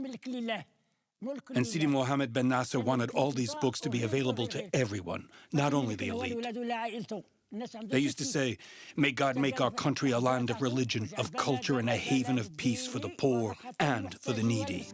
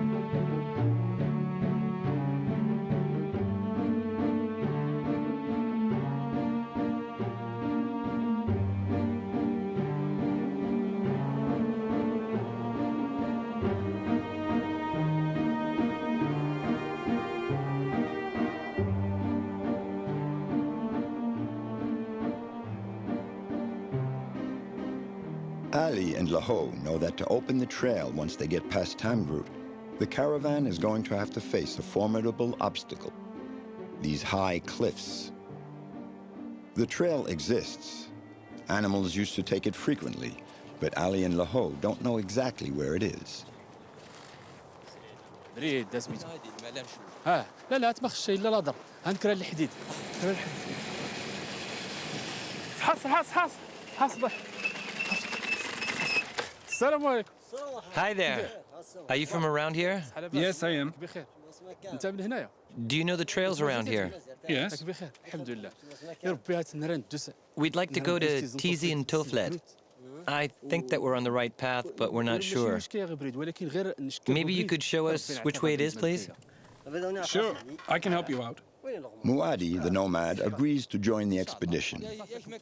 He goes off to leave his motorcycle at his encampment and will hook up with the caravan a bit further along the way.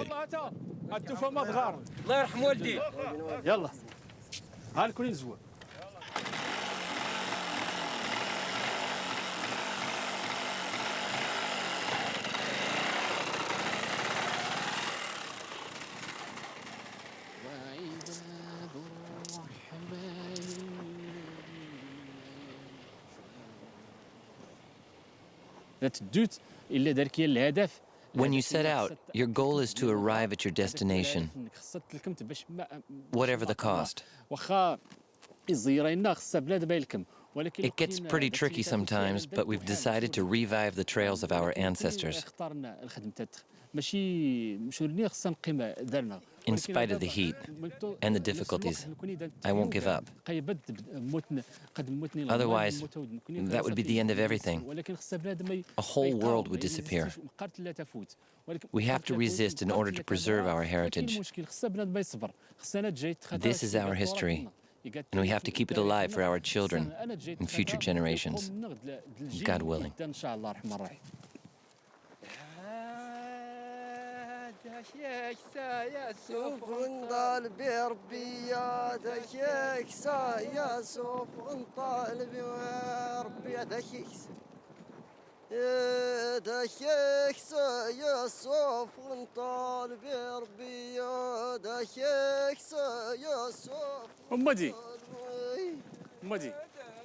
Mwadi, did you know the people that used to live here?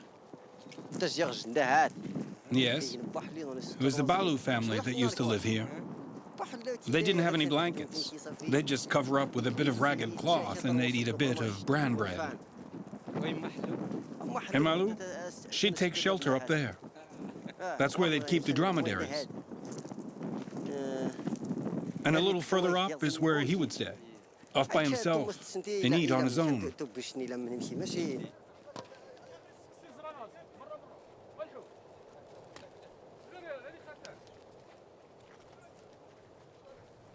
غير زعما اتيسير ان شاء الله مرة والحو غير خطر اشكوت Look, a jackal did this. وشنا Did you see? امرت لي تناضغيت نظر نشنين وشنا تني امرت لي تزقوا يد السمنه 60 To catch the jackal, they bury a trap here. And then, when the jackal digs it, he gets caught.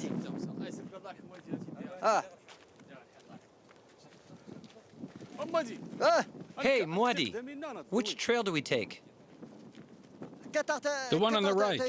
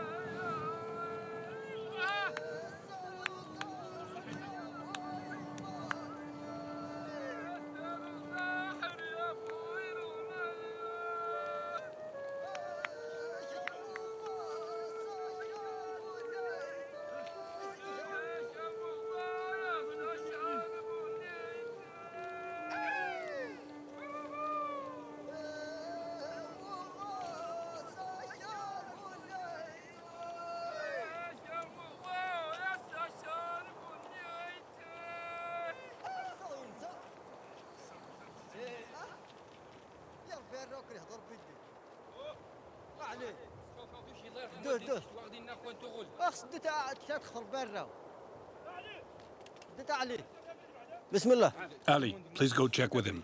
I'm telling you, it's okay. No, Ali's going to check it out with you. We're not going any further until we see what the trail looks like.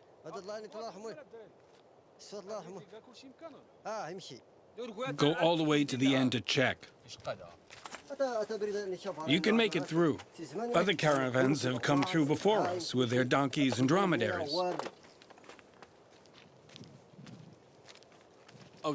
Here, we're coming into a really tricky passage.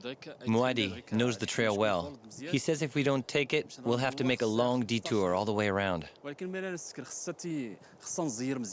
have to tighten up the loads. Each one leads his dromedary, and we'll trust in God. But still, it's extremely rocky.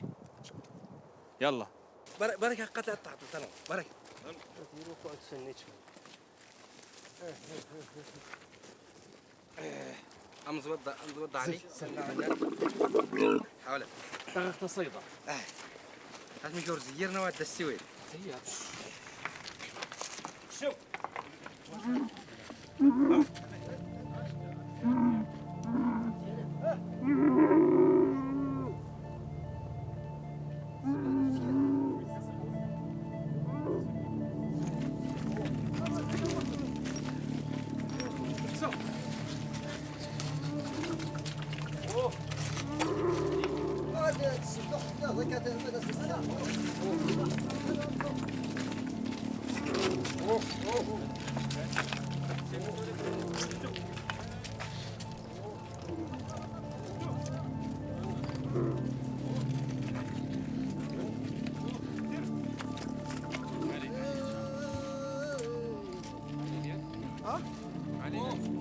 ان شاء الله اني وانا يا ان شاء الله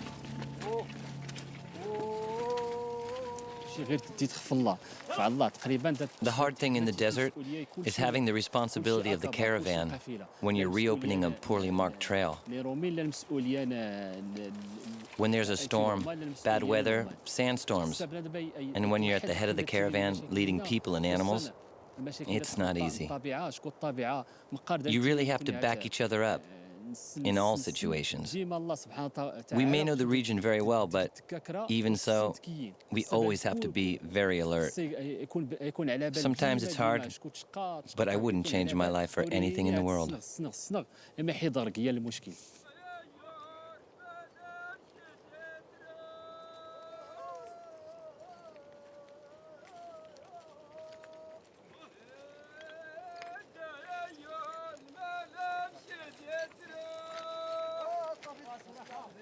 مودي والمهم كعون ربي مودي سماع الحب ان شاء الله ان شاء الله ان شاء الله ارض رياض ان شاء الله ان شاء الله استمر ان شاء الله عليك ان شاء الله مع السلامه فضلنا كان اللي نزيت يزيدنا مع تلت كينا توليز الله يرحم والديك شو انت نطرتيني ان شاء الله ودي بارك الله فيك الله يرحم والديك الله يعاون عبد السلام الله يعاون الله يعاون ان شاء الله طريق السلام طريق السلامة الله يعاون وبالسلامة.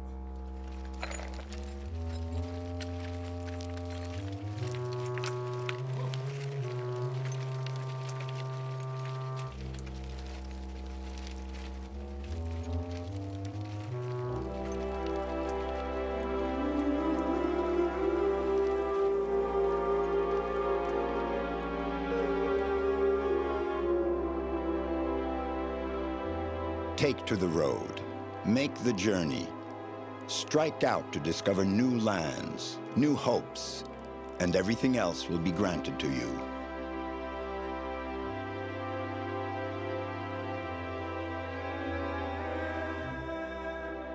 The long story of the caravans continues in this boundless landscape, heading towards new horizons.